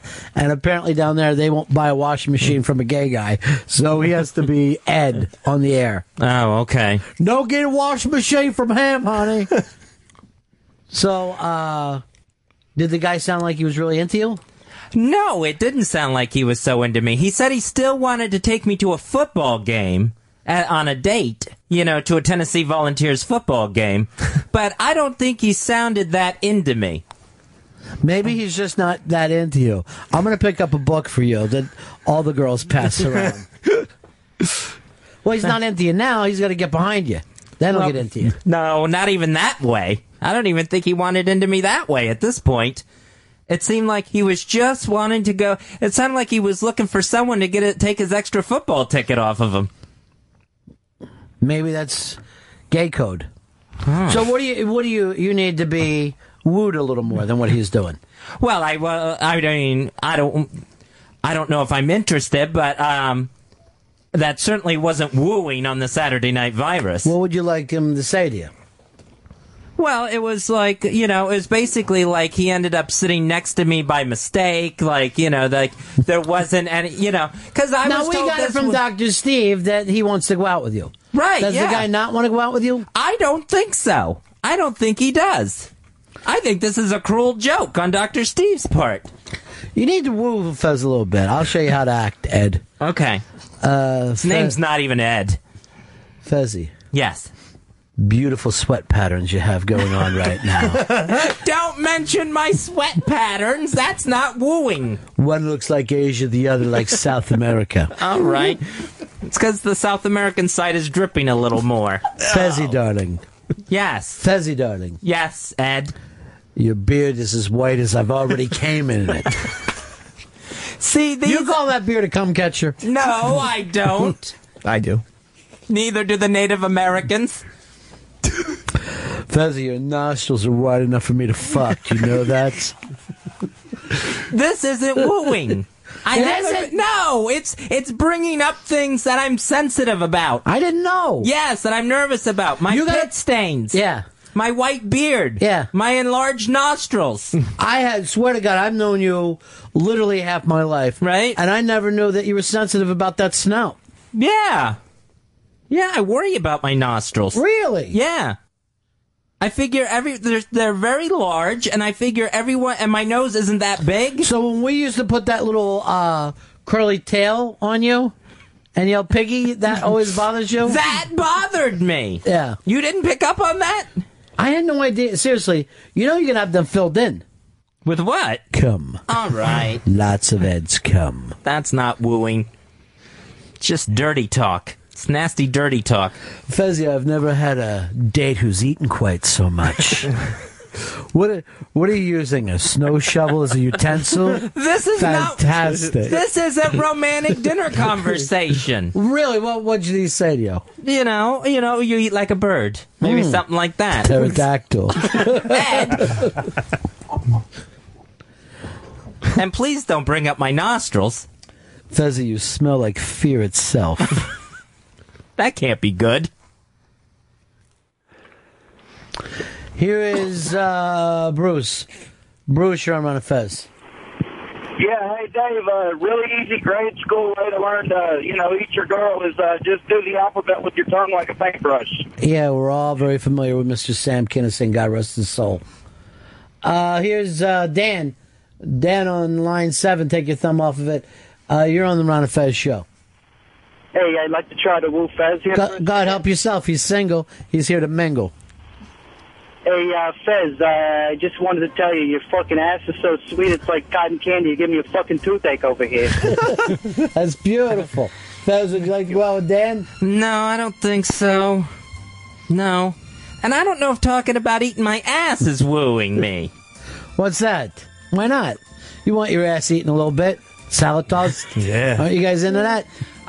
No, I don't want to hear about my ass being called sweet tasting. Here's the thing. It's embarrassing. You could actually toss salad in Fez's ass cheeks.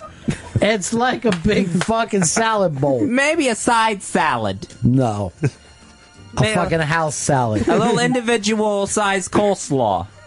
No. Be it. Chicken Caesar. So that's what you're looking for? A little wooing would be nice. Not this, hey, I got dragged there by Dr. Steve. And where are you and Ed going? And the thing is, I did see Ed that day. Uh-huh. He kind of looks like you. Ed looks like me? Yeah, did you remember when he came in with Dr. Steve? I go, what's Fez doing in the studio and outside the studio? And he has that whole, hey, y'all. Southern gentleman. Yeah. I'm here to fuck your partner. Well, maybe not gentleman. Man, that's not very gentlemanly. When we fuck, call me Ethel. It's not enticing. Fez, would you get the hell in here? I got a raging heart on.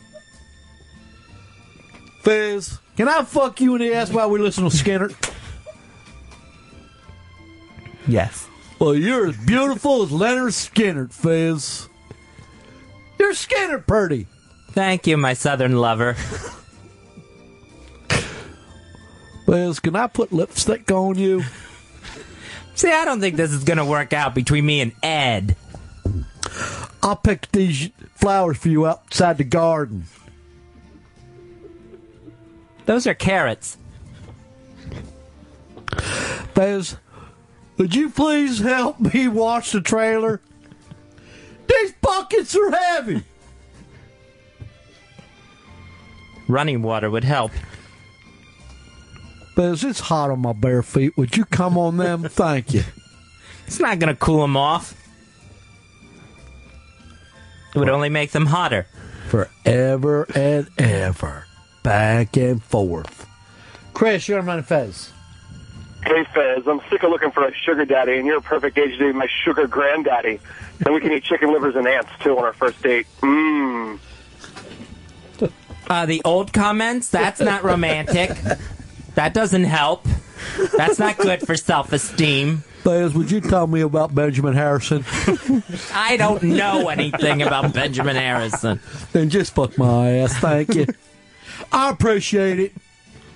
Fez, I wish you were twins so I'd have a dick in each hand.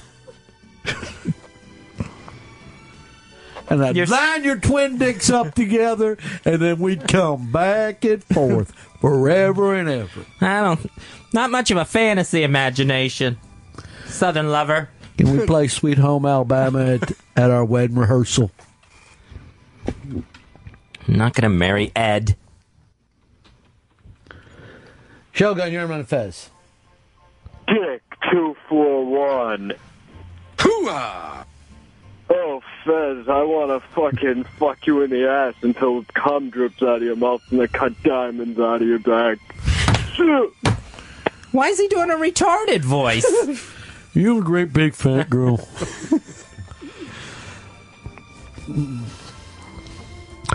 Fez? Yes, Ed?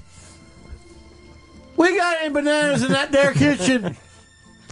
Bring them on up in here, would you please? Yes, we have bananas. I picked some up at Drucker's.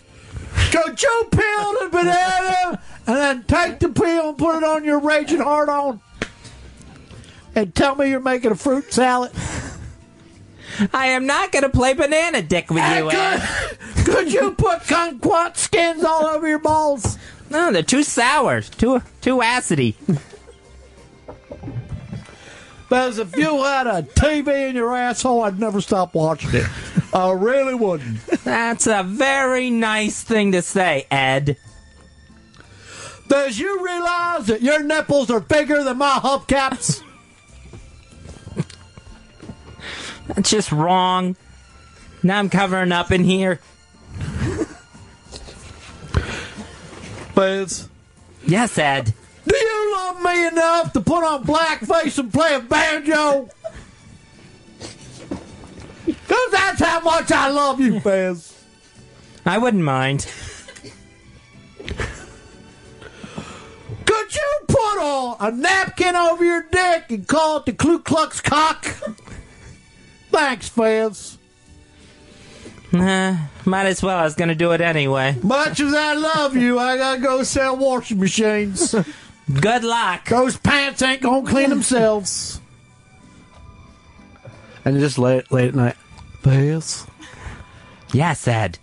Fez? What? I'm sleeping. Fez? What? What do you want? You wish Elvis was still alive? Yes, now go back to sleep. All right.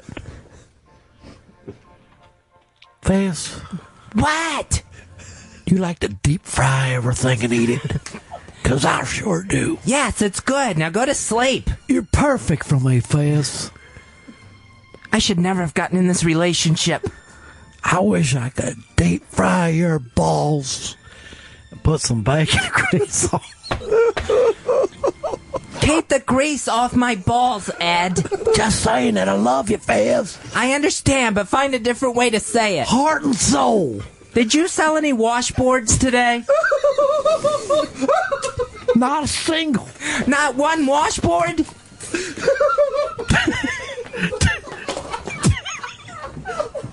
They're going to take this trailer back off us, Fez. I know. Fez, you make me feel like Tennessee Williams. I love to get buck-ass naked with you and fuck you in the yard.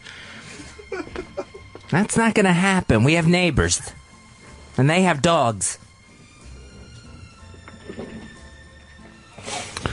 Fez. What? I'm not trying to sleep, Ed. I was just saying, do you like 38 Special? They're all right. All right, night. Good night. By the way. What? My mama don't know I'm a faggot. So could you tell her you're my brother? She's gonna know. You idiot. All right. Night, Fez. Good night, Ed. Tomorrow, fart right in my mouth, okay?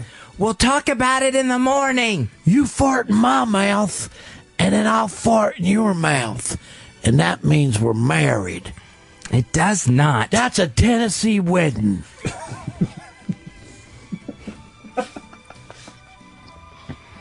A fart is not an engagement ring.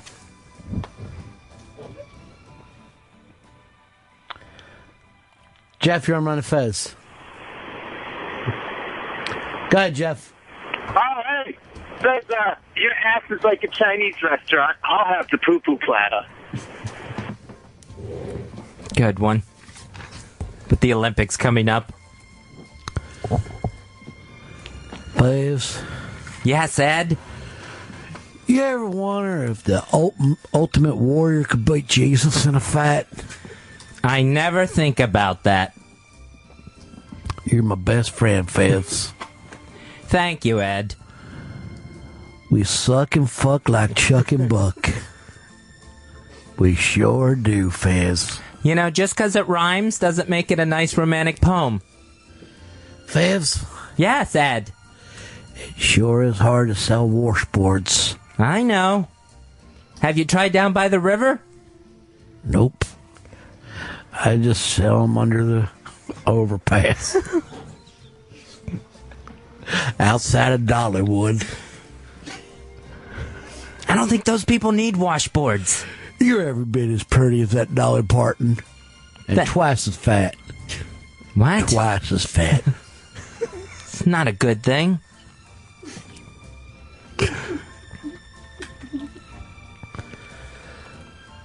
Randy, you're on Ron and Fez. Hey, Fez, can we play Deliverance the home game?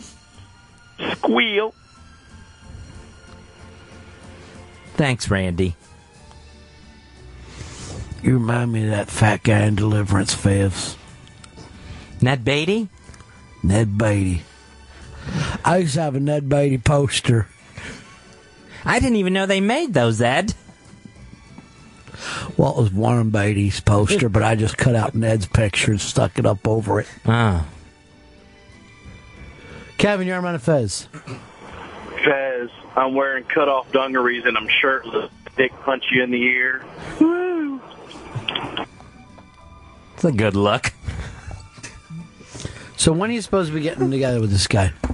Oh, I don't know. It's sometime during college football season. Is when he wants to take me to a game. Is that gay code? Ask your brother at queertown.com if that's gay code. I will, certainly. To see the Volunteers. Uh-huh. Are you excited about this? No, I'm not. I don't even think I'm going. Let him be your Rocky Top and you're his Rocky Bottom. I'm not even a big Volunteers fan. You don't have to be. You're going to have a fucking mouthful of nuts. What do you care?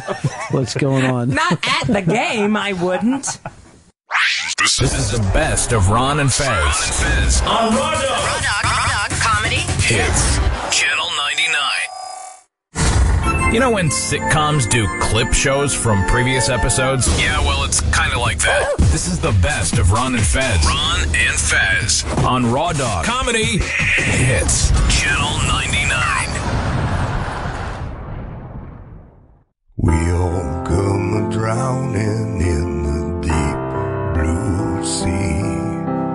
Hard to find an island that will care for thee. Ruin all the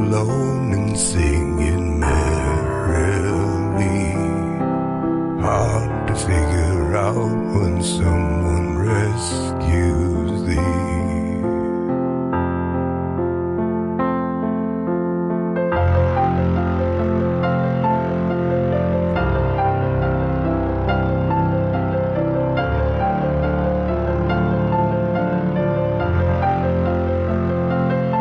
I know your hands tied, you're blowing out the fire, but you help me push my boat out on the wave. I know your hands tied, you're blowing out the fire, but you help me push my boat out on the wave.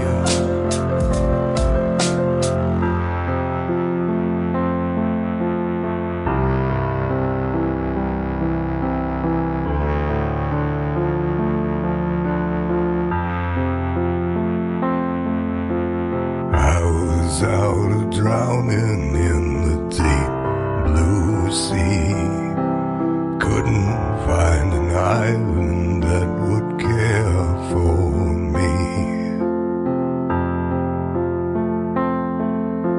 Rowing all alone and singing merrily, a song I wrote about a man helped rescue me. I know your hands tied, you're blowing out the fire, but you help me push my boat out on the waves. I know your hands tied, you're blowing out the fire, but you help me push my boat out on the waves. I know your hands tied, you're blowing out the fire, but you help me push my boat out on the wave.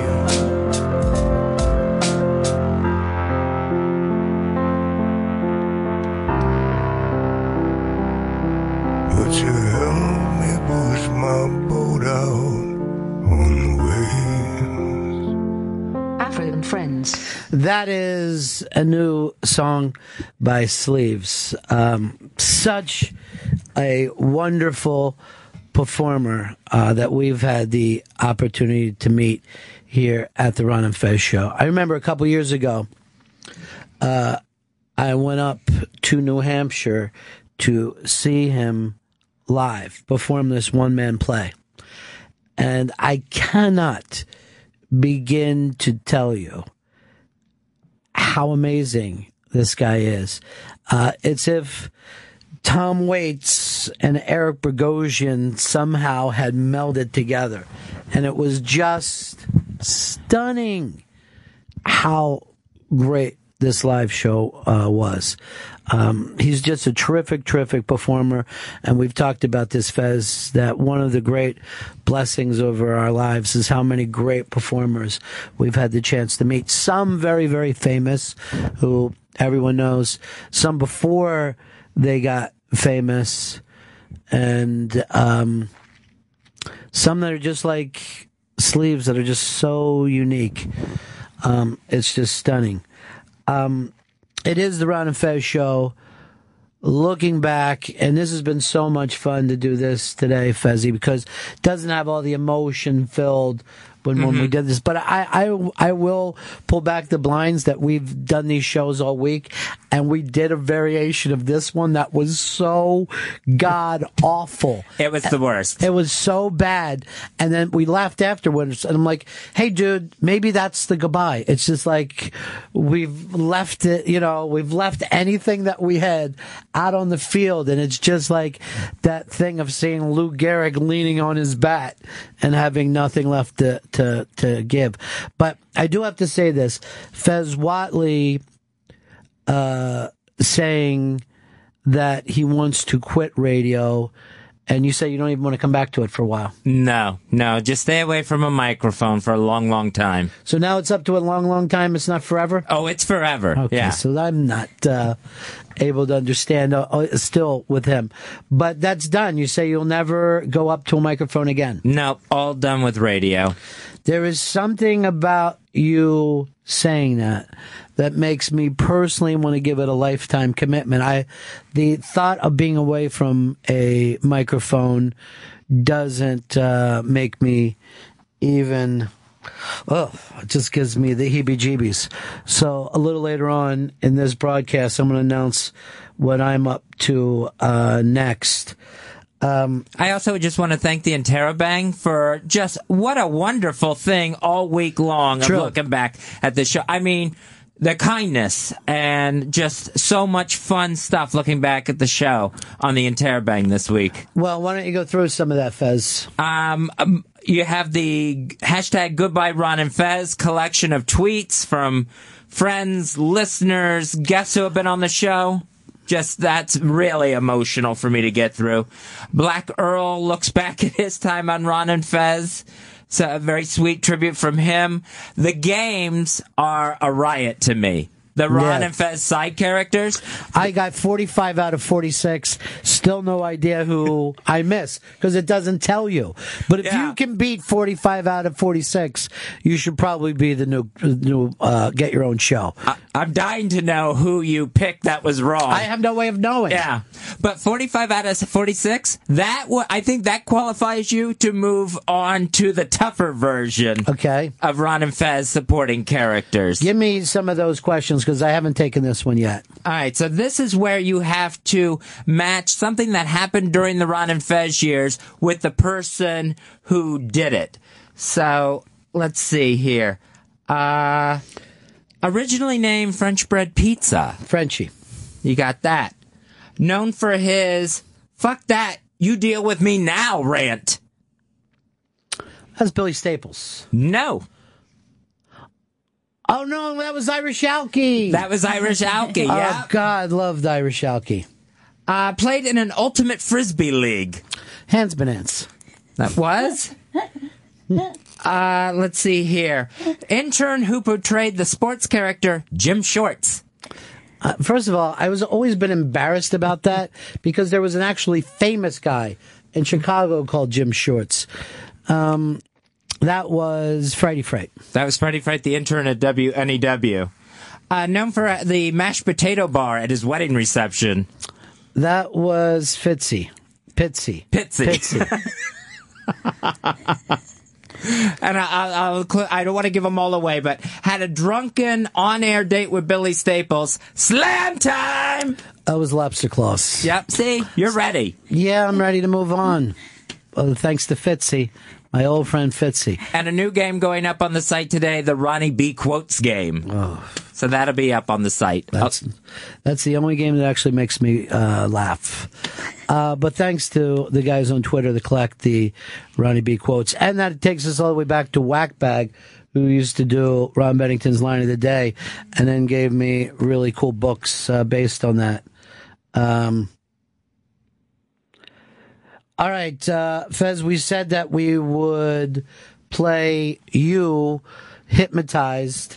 The one down in D.C., everybody likes the best because with no study to this, you jumped in immediately and proved that you still got it.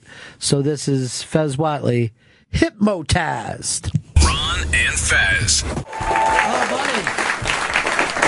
It's the Ron and Fez Show. We are live down at the XM Studios. Chad Dukes is sitting in with us. Elfish is here. Is Tender Pullman somewhere around here right now? Tender is an old friend of ours who... You're singing now, Tender? Yeah, I sing in the bars, taverns, and...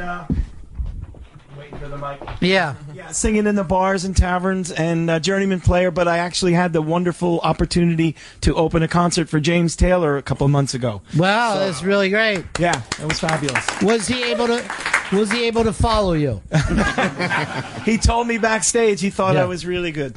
I'll tell you this much about him. He's a gracious man, very funny. I told him, I said, when he played Sweet Baby James, I said, it doesn't get any better than that. People are going to be singing that song for hundreds of years. And he looked at me without missing a beat, and he goes, Tender, I feel like I already have. Oh, there you go. I always like to say I can introduce you to people who've met famous people. That's the beauty. Well, Tender, good to see you again, my friend. And you never know who's going to stop in down here. And a friend of mine that I've been doing radio with for many, many years has come by. I didn't even know he was in D.C., but he's here today. You know him from the Opie show, and he's here today. Ladies and gentlemen, let's bring him in. It's Opie. Opie, let him hear it. Opie. Hey, buddy. There's Opie. Hello, DC. How's everybody? Opie, what's happening, pal? Not too much. Look at this crowd here. I'll tell you what's happening. Hashtag Opie Radio. Opie Radio on YouTube. Yeah. Opie Radio on Sirius 206. XM 103. There you go. All right. Hashtag Opie Radio. Hashtag Opie Radio. Did I mention that? What's that? Hashtag Opie Radio. All right. Let's hear it. Let's hear it. Come on. Now, Opie, you and I are going to get together and do a show again soon, right? We are going to do a show very soon, and hopefully it's going to be plural, not just show, but shows. Oh, yeah. Yeah. All right, so we're going to be doing shows Hashtag Bennington with hashtag Opie Radio. Yeah. Now, it's what we want. Hashtag Opie Radio. All right, stop it with that. Now, is there any way... would you want Fez to come in and do the show with us? Let's see. I got a choice between that Wall and Fez. Who talks the most? The Wall's my guy. Yeah. Because I need my guys in there. You're my guy. Right. I need guys in there. Right. So it's like... My other guy went to Long Island. He's doing his own podcast. Oh. I need my guys. Yeah. Ronnie, you're my guy. All right, you only like guys around, right? Yeah, we need the guys. Well, what about I can't keep having Florentine in every day. Come on. I need the guys. Now, you don't see Fez as being your guy? Fez is not a guy. And, I know he's gonna start crying, and I'm gonna have to hear about it from Wicklund. I don't mean it like that when I say Fez isn't a guy who cries all the time. I don't mean it like that where I say he's a huge waste of space and never talks. I don't mean it that way. Right. But you're saying that. I'm saying it, but I don't mean that. I know it's going to cause a thing with the guys.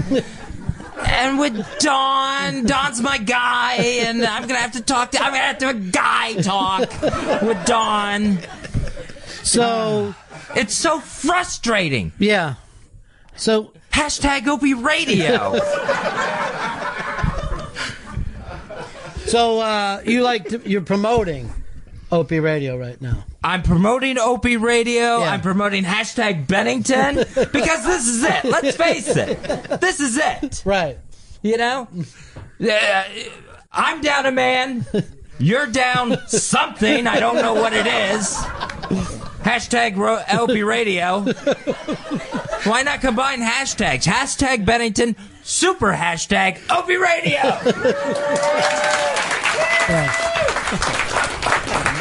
I know. This isn't going to cause too much shit. Wow. Yeah. So, any other new plans, Ope, before we... I just love what I'm doing. I love how the show's going. Little Jimmy Norton couldn't be better. He's my guy. Yeah, he's your guy. Yeah, he's one of the guys. He's the guy that we have in there. Yeah. Who else you have? Who else stops by? Dan Soder is a guy. E-Rock could be two guys. Yeah. And what about Fez? Fez. Oh, my God, I'm so sick of hearing about Fez. Oh, man. I mean, honestly, nothing against Fez. Right. Nothing against Fez, but he shouldn't be in this business. Yeah. And don't go running to Fez saying that I said that he shouldn't be in this business. Right. Because that's not what I meant. Right. It's not what I said. All I said was that he shouldn't be in this business. Right. So that's what I'm saying. So don't go saying something that I didn't say that I said. Now, if we want to follow you and catch you on the internet or anything like that, where would we go? Opie Radio on Instagram, hashtag Opie Radio on Twitter, Opie Radio, my own channel on YouTube. Right. And SiriusXM 206, XM 103, Opie Radio. Right. Now, if we get hungry or anything, is there any way that your brothers can feed us? And in the heart of Huntington, Long Island? Yeah. It's a F.H. Riley's, and I'm not just saying this because, in some way I'm connected to it, but F.H. Riley's has the best food on Long Island. 5-star restaurant. Hashtag F.H. Riley's. Hashtag Opie Radio. All right, that's great. Hey, I don't know, too. I know you have to leave now. Sure. But just want to come in and make sure you're my guy. Yeah, I'm your guy. And you'll be on Opie Radio. All right, there we are. With me. And is Fez coming in? No. All right, okay. Don't go tell. No, we know. We're not going. I promise we're not going. Don't go telling Fez that. I promise we're not going to. Hey, how are you and Don Wickling getting along? You know Don. You know what Don's like. The banners look great. I mean, how many times do I have to say thank you? Everything's fantastic, Don, but I don't have time to hold every executive's hand through this company. Right, okay. Yeah, I know. But don't go telling Don. No, I don't want it to go. That I don't appreciate it, because I do appreciate him, even though I don't. Well, who do you appreciate? I appreciate hashtag Opie Radio. There he goes. There he is. Yeah. Now, I know you guys are wrestling fans, and I used to have a guy on my show years ago. Who? He stopped doing it. He was the one and only Nature Boy. Oh. But it's Ric been Flair? Ric Flair, the Nature Boy. But it's been a long time since excuse me. It's been a long time since the Nature Boy has been here. But am I crazy? Is there a little Smokey? Give us the 2001 song. Wait,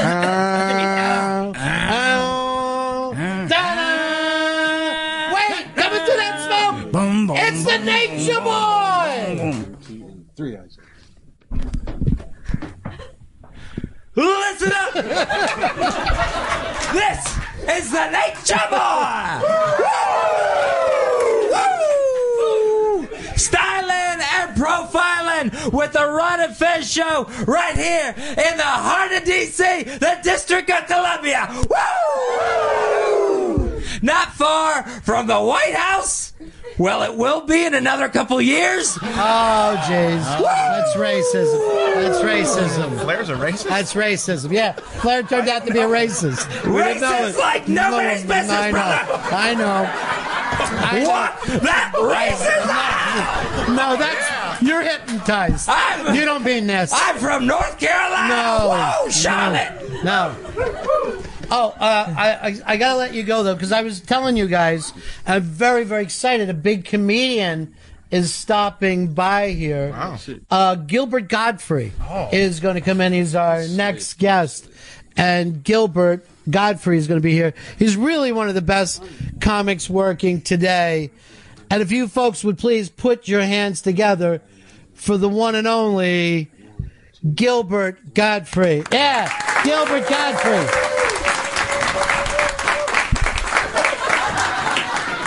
What's going on here? Yeah. Where are all these people from? It's like a Ferguson protest in All right, see. I don't understand it. See, he's not racist either. No. None of these people are racist. I don't know why this is happening. I don't know why this is happening. None of them are racist. I'm not involved. Couldn't see this coming. Yeah. Why won't you change the name of your team from the Redskins? $24 in beads and you got Manhattan. Offer some necklaces and they'll be fine with the name. You know, I can't see through my eyes. Right. There is a... I may be blind and I don't know it. Right. This is like if Gilbert Gottfried didn't know how to do material. If Gilbert Gottfried struggled with material. It's his first week as a comedian. Yeah, slide a dime through these eye slits and see if you can make a phone call. Okay. Okay. I don't understand what's going on with my vision. Right. You lost the Geico commercials, didn't you? And sleep. Deep sleep. Yeah, there he's sleeping. Wow. Boy, he just attacks. Lord. Yeah, Gilbert's eyes. I couldn't So help who else would you guys? Got a heart full of hate. Yeah, he does. He's an awful person. I mean, down. There's a lot of hash involved. Yeah, Keep once talking about hash. once the tears are gone, he's just terrible and mean. You know what I mean? Like, but while he's crying, he seems nice. It's still funny. Yeah. Give me another person you want to come by. What's that? Anthony Cumia. Anthony? Mother. And Bill, you know what? Fez's mom would be great to have stop by. And she's here tonight. Yeah, Fez's mother. I know. It's incredible. Yeah, it is. Well, you never know who you're going to get to come How'd you by. book all these guests? Well, you know what? When you've been in the business as long as I have, and you've made relationships like this, you can call on racists to come in and help you when you have your show. Obviously, the budget they put together for you for this trip is just amazing. Ron, will you ask her about when her son brought Shelby as a fake twink to Thanksgiving dinner? Sure. Thank you. We'll get the But everybody, we all love Fez, but here's his mom on the show. Fez's mom, everybody. Hey. Hi. Hi, Ronnie. Hi, honey. It's good to see you. Wow, is that voice good? That It's voice so is good perfect. to see you. How's everything been going? I know you just had your son down for Thanksgiving. Did you hear he wrecked the car? Yeah, I did. I knew he shouldn't have driven that car. Yeah. I should, he was never a good driver. No. Never. What is he good at, though? He buys me things. He's very good at that. What kind of things does he buy you? Oh, he'll buy, some earrings if he sees them for me, or, just nice things. He bought me a new printer for the computer. So, your son gives you printers and earrings. Mm-hmm. I don't wear them both. Yeah. Just the earrings. No. Yeah. Are you really proud of him? I would be, but there's so much to not. I just worry about him too much Sure. to be proud. Was he really a good boy? When he was little, did you just love him? He was kind of a pain in the neck. Yeah. He was very underfoot, I think is the proper term, and just always there. Yeah. Just constantly And that must have there. gave you a lot of joy to have your son around. Not really. Okay. Yeah. Just kind of in the way. A lot of spilling of things. I don't know. I wanted to have him checked. His father wouldn't let me. Checked? What? You're going to have him checked for what? Spilling. Yeah, but is that... Why is he spilling so much, Doctor? Right. That's, I just constantly wanted to... And oh, God, the nightmares. The nightmares were constant. Yeah. What was he having nightmares about? Oh, just, he'd see a scary movie, and then it's up all night, and he'd want to climb in bed with us, and I'm like, no way, Jose. It's you go get your own bed. You have a bed of your own. You're not climbing in this bed. How much you want to bet that he acts like this at night? When I've been with him at night. Oh, yeah? And was any of this going on? I can't talk about it. All right. I don't want to hear about any of the gays. Onward, Christian soldiers, marching as to war. I don't want to hear about the gay stuff. This was Fez's mom, but I wanted to bring in a really great comedian is here. Even though this comedian's been taking a lot of heat in the news lately, the one and only Bill Cosby has came here today. Bill Cosby is here. Yeah, great talent. Bill Cosby. Hello, Bill. Hello, Ron. Yeah. It's good to be here on SiriusXM. Wow, look at the ladies in the crowd. Oh, jeez. Drinks are on me. See, that's the thing. And then me on you. All right. That's how it works with the cause. Bill, you call yourself the cause? I call myself the cause. Yeah. Theo calls me the cause. Yeah. Rudy. Yeah. Vanessa. Yeah. Even the kid that went and got a spinoff at college calls me the cause. Right. Well, none of that's true when you're not even doing your voice. I'm doing the voice that they hear after they take the pills that go in the drink, that goes in the belly after I put the pills in the drink. Now, once you get the girls knocked out, what do you do? It's anything the cause wants. Yeah. Then we make pudding. It's Jell-O pudding time. Yeah. There's always room for pudding. Yeah. Always. Yeah. Sometimes it's a little tight, but there's still room for pudding. So you did all the things. Young man, yeah. pull your pants up. Yeah. So you did all the things that you've been accused of. I did everything. I Spy, Ghost Dad, Fat Albert, Cosby Show, sexual assault. Yes, I did all the things that the cause does. That's Bill Cosby, everybody. Isn't he great? It's amazing. Hey, it's a wonderful crowd. I got to tell you, I'm so excited about this. And it's somebody who's been here recently, but he's stopping back in. Put your hands together for Opie, everybody. Opie's here again. Opie's here again. Yeah. DC! Yeah. How's everybody? I wanted to run back in because I had forgotten. I can't believe I forgot this. I wanted to mention something very important. What's that? Hashtag Opie Radio. Woo.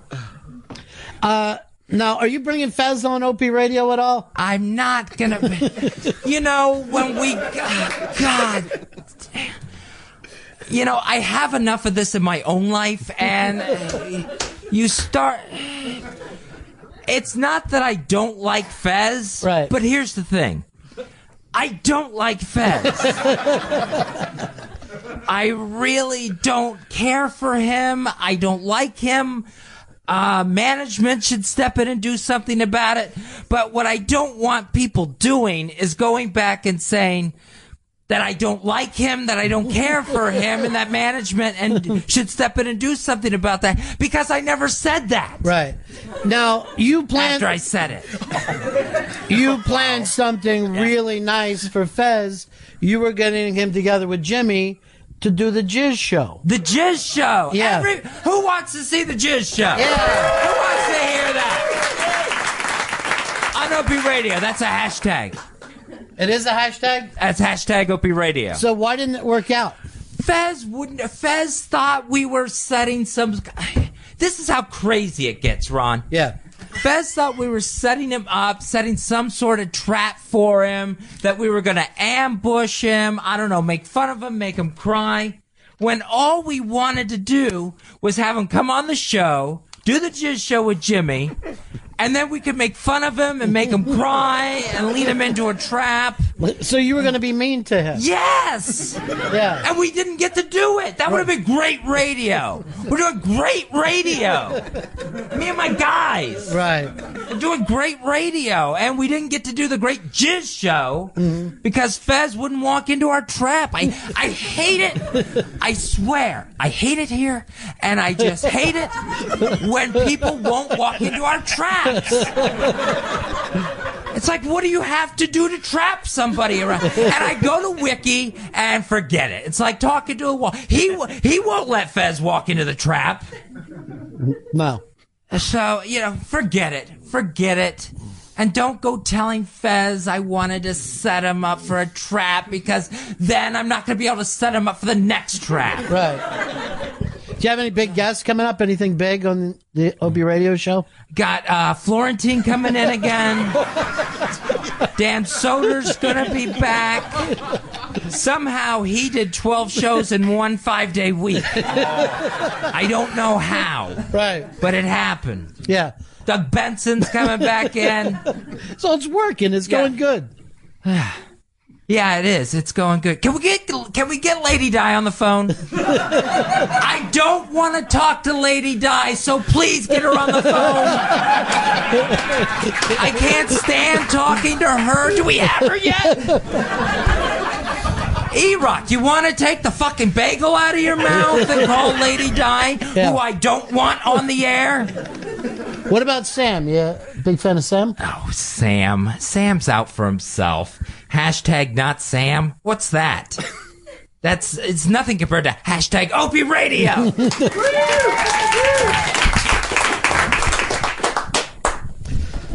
All right, when are you coming on doing the show again? We gotta get you back in with the guys. Yeah, I'll be there next Friday. But I haven't told Fez yet. Don't go telling Fez that you're coming on to do the show with me just because you're coming on to do the show with me. Yeah. Don't do that. Don't get him crying, even though it's really fucking cool when he's crying. Yeah, I know. All right, that's Opie, everybody. Opie. Let him hear it. Now, I got one more guy that none of you folks have ever had the chance to meet. And I would love for you guys to meet him. I'm going to introduce you guys to Fez Whatley from the early 90s. Bigger than life, exciting, really gay, centric Fez Whatley. Let's bring him onto the show, everybody. Fez Whatley. Fez Whatley. Yeah. Where have you been? My Ronnie. I'm so good, Fez. I love my Ronnie. I know you do. So fun. All right. Now, how's everything? Ooh, I could kiss everyone here. Nice crowd. Boys first, line up. Oh. Let's do it. Not everyone. So Oh, hi, Dr. Zayas. How are you? Aren't you worried the humans are going to find you? So they're after you, buddy. Fez, run up a tree. Where have you been since the 90s? I've been stuck in the 90s. Yeah. I'm stuck in, can't you tell by all the zippers on my pants? I'm stuck in the 90s. Yeah. Now, somebody told me that you were gay. Is that true? I am not gay, Ron. Yeah. I have a fiance. Yeah, where? Niagara Falls, Ontario, Canada. Yeah. And we're in love and we do the sex. Now, I talked to a guy who said he mounted you from behind, but what? That's not exactly. All right, let me ask. Yeah. Was it a Cuban guy? Yes. Tall, dark hair? Yes. Name Raul? Yes. All right. Let me explain. Just because a tall, dark, very handsome Cuban guy named Raul does you from behind, that doesn't make you gay. Oh, okay. I see now. No, it's just guys being friends with each other. Exactly. People read into everything. True. It's ridiculous. Yeah. Oh, just because you get bent over a sofa. Yeah. in a cheap hotel room, take one up to Keister. Oh, Right. then you're all of a sudden gay. Well, all right, stop Bizarro World because I want to get off. So there's no take it. Yeah, there's no truth to that Hang at all. on, bend down. I want to fix my makeup. Thank you. You're welcome. It's like a hand mirror with glasses. I understand. Wow. My goodness. You know what? It's been a long... That's going to burn, honey, okay? Yeah. It's in been a dark room. It's been a long time since I heard it. Yes. Could you sing the song It Makes Me Fez? Oh, yeah, Do you I still believe I know could, it? sure. Yeah, everybody. I got to get up for this, baby. Yeah. These bikini bottoms are riding up. Excuse me. Oh, where's my music? Is that Chris Stanley? Yeah. Oh, yeah, all right. I didn't know that you knew him. Well, yeah, I just recognized him by the toe tag. Yeah, that's not long for this world. No. You need music, or you can do it without? I think I could do it without, but just let me know if I have the music. I don't even think you need it. Why don't you I don't think I need it either. No, ladies and I need gentlemen, that like another Cuban guy in the ass. Right. All right, I need it. All right, Yeah. That's my way of saying, get me the damn music. Right. He's killing. Yeah, it's amazing. Murdering. Yeah, he is. I can't believe it. Wow. I can't believe you. All right, well, Walking upright, are you? Yeah. All good. All good things happening. Not bad. All right, are you ready, Fez? I'm ready. Go ahead. Does it make you gay if you dig Key West? Does it make you gay if you wear a dress? Does it make you gay like Ron and Ron says? Hell no, man. It makes you Fez. It makes you Fez to date the U.S. Navy. It makes you Fez to make your own gravy. It makes you Fez to do the Fezatorial. It makes me Fez to be so damn adorable. It makes me Fez. It makes me Fez. It makes me Fez. It makes me Fez. It makes me Fez. Like Ron and Ron says, hell yeah, man. It makes me Fez.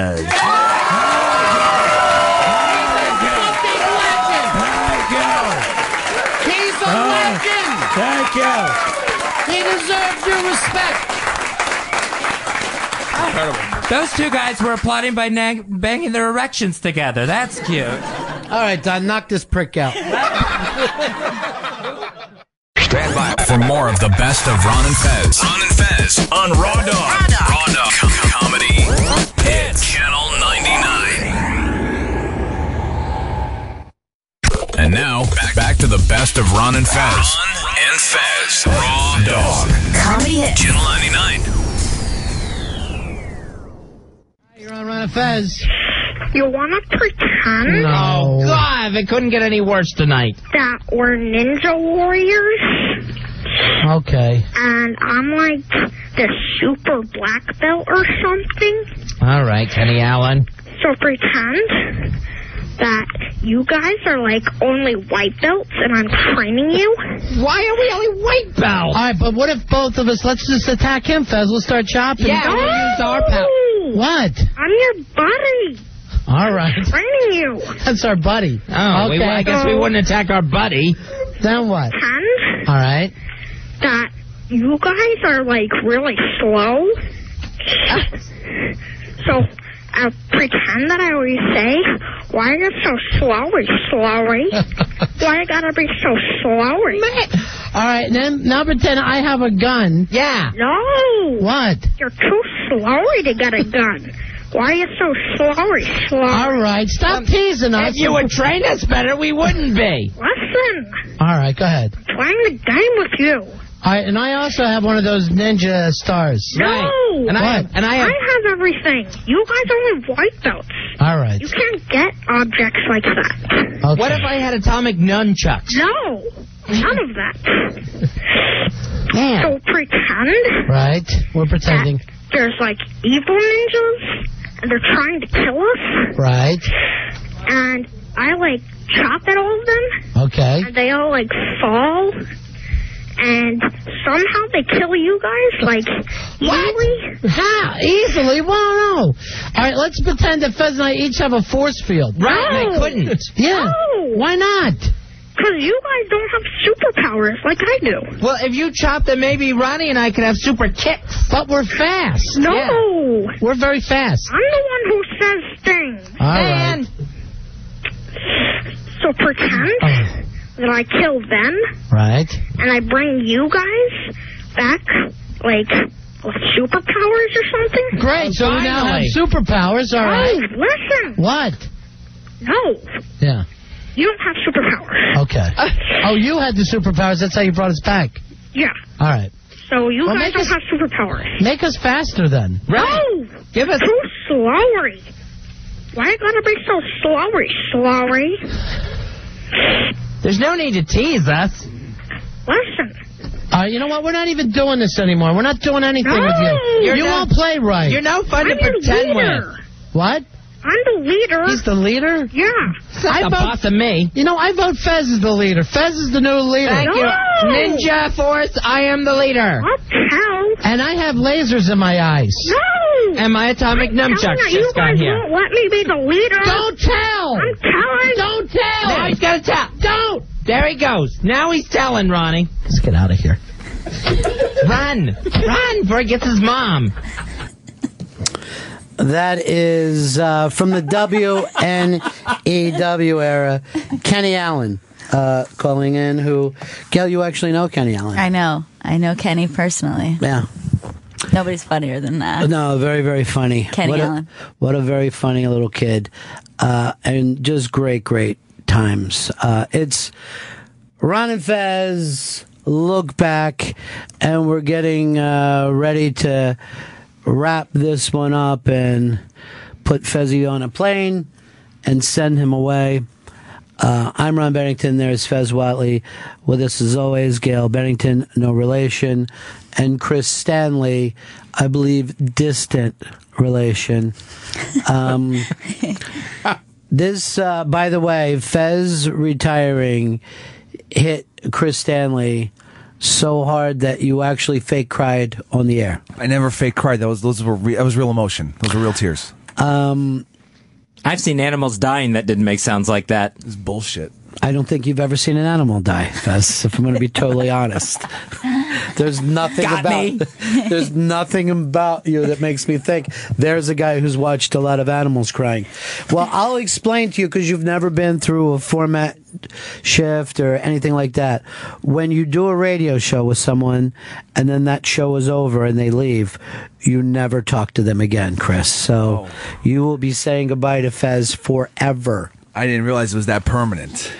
Fez and I worked together with so many people over the years, and Fez, we're kind of low on time here, so you're going to have to read your list of goodbyes as quick as humanly possible, but this is the people that Ron and Fez wanted to say thank you to.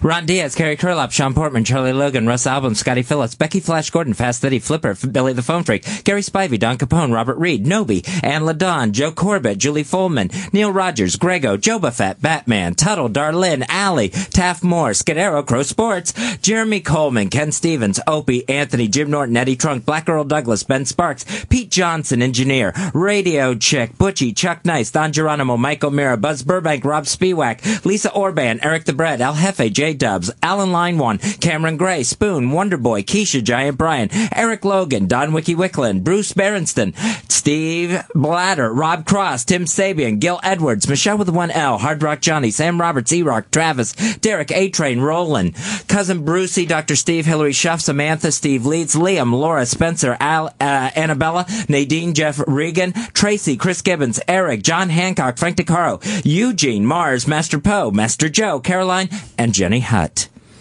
Well, Fez, it was nice and fast. You forgot completely all the Hooters on the radio. Oh, God. People. Giant gaping holes. As well as one of my favorite people of all time, Mr. Take It to the Limit. I think one of the best radio talk show hosts we've ever worked with. The Mad Dog, Bob Lassiter. The Mad Dog, Bob Lassiter. Always appreciate it. Always missed. So this is it. We're saying goodbye to not only Fez Whatley, but also saying goodbye to the Ron and Fez Show. I'm going to miss you terribly, Fez. But at the same time, as I say, I wanted to keep on doing this. I've decided to stay with SiriusXM, and a week from Monday, we'll be doing a show that we've debuted on Opie Radio called Bennington. And my co-host will be Gail Bennington. No relations. So, hey, that's me. Congratulations, Gail Bennington. And the thread of this, Fez, is amazing. That really is a wonderful announcement. To know it's all not only in great hands, but in the perfect hands. Yeah. Staying in the family, if you will. Exactly. Somebody who I am so thrilled and actually relieved to hear that. What we are doing production staff wise, we don't know. Chris Stanley, have you made up your mind yet? Well, I'm still, like we said in the weeks previous, I'm still talking with corporate, and I don't want to close that door. For the corporate side of things here, it's serious. Well, I can understand that. I can also tell you, and I want to be honest about this, you'll be terrible at corporate. But I wish the best for you. Thank you. And I'm sure if you move to corporate, I will start and hate you immediately. Like I hate all of them. Thank you.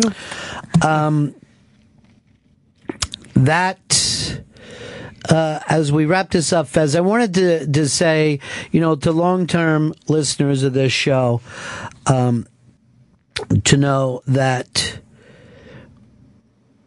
the Fezatorial was always a big, big part of this. Fez used to do this once a week forever, and you went back and found your very first Fezatorial that you ever did. The very first one. And this was a Mother's Day thing to your own mom? Yeah, this was a suggestion from a therapist to put all my feelings out in an open letter. You ought to read off the list of your therapists. That would go on longer than the other list. Oh, we don't have time. I think it's so funny you forgot BL, because there's no one else that could be as hurt as that. Forgot tons of people. So let's play our own Fez Whatley's very first Fezatorial. An open letter from Fez Marie Whatley to his mother. Dear Mother, just wanted to take a few moments to thank you for all you've done for me. Thank you, Mother, for your little reminders, especially for reminding me constantly of how long and torturous my birth was for you, and how an abortion would have been a lot simpler and a lot less painful. Thank you, Mother, for all the male role models you provided for me, especially when Father was on the road. Oh, one male role model after another came through our back door. One child should never have been so blessed with so many uncles. And thanks so much, Mother, for providing balanced meals. Not a breakfast, lunch, or dinner went by without some form of chocolate. Again, my entire 5'4", nearly 300-pound frame thanks you. And thank you, Mother, for letting me know things were okay. Like telling me it was all right to go skinny dipping with the Scoutmaster, Mr. Higgins, who lived down the lane. You were right again, Mom. He showed me every inch of what it's like to be a man. Thank you for teaching me object lessons, like when you use that beer bottle to break that baby bird's neck to show me that flying is really not safe. Or playing the song Ode to Billy Joel by the legendary Bobby Gentry over and over again in order to develop in me a healthy respect and terrorizing fear of bridges. Thank you for teaching me about love, Mother, by sending me out into the yard with a bucket of cold water every time our beagles felt amorous. I still use things I learned from those beagles today. Thank you, Mother, for my social skills. My, how I learned to get along with the other boys who had cool lunchboxes like Star Wars, Dukes of Hazzards, or Sheriff Lobo, when I was provided a Barbara Mandrell and the Mandrell Sisters lunchbox to carry my lunch in. A lunch that consisted of leftover hors d'oeuvres that you had swiped from a happy hour the evening before. And finally, Mother, thank you so much, and most of all for not coddling to any of my needs and not bogging me down with a lot of affection. So much so that now any human touch literally feels like hot acid ripping through my skin. Thank you again, Mother, and goodbye. That was Fez Whatley, and I'm always going to miss that kid for the rest of my life. But that was Fez Whatley being very baritone gay. The baritone gay. He was very baritone gay. Parsons, the new school for design. Thank you, Mood. Thank you, Mood. So that is it for us. Fez Whatley, thank you so much for your friendship. Thank you for everything for the past decades. Just absolutely everything, right down to this amazing week. We will be back a week from Monday with Bennington. Ron Bennington, Gail Bennington, hopefully Chris Stanley Bennington, but he just has to, learn a little life lesson from SiriusXM first. They don't want him. So thanks so much for being here. Stay in tune with the Interrobang, not just for the past Ron and Fez Show stuff that they've got up there, but also the future Bennington show. We'll be working very closely with the Interrobang as well as comedians and comedy all around. I just want to say I couldn't be more honored to be sitting here with you guys in this last moment. And Fez, I love you so much. And I have learned so much from you. You have given me so much. And it's just, you guys are so great together. You guys, to me, are brothers. And for that, you have always been my family. And I just thank you so much. I can't tell you how blessed I am. I want to thank you because I got so incredibly lucky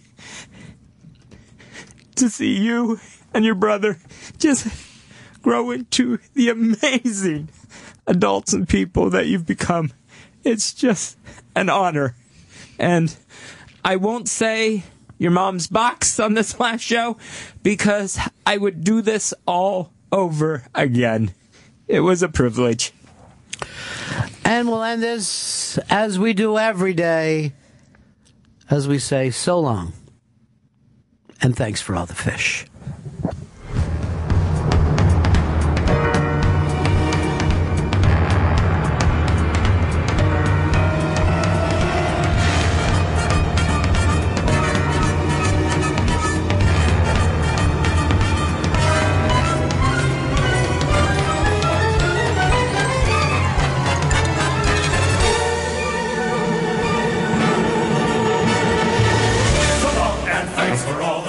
So sad that it should come to this. We try to warn you all little day. You may not share our intellect, which might explain your disrespect for all the natural orders and law around you. So long, and thanks for all the fish. The world's about to be destroyed. There's no point getting all annoyed. Lie back and let the planet dissolve. Despite those nets and tuna feet, we thought that most of you was sweet, especially tiny tots and your pregnant women. So long, so long, so long, so long, so long. So long, so long, so long, so long, so long. So long, so long, and thanks for all the fish.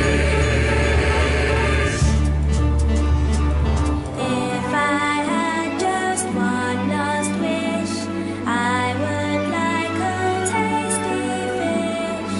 If we could just change one thing.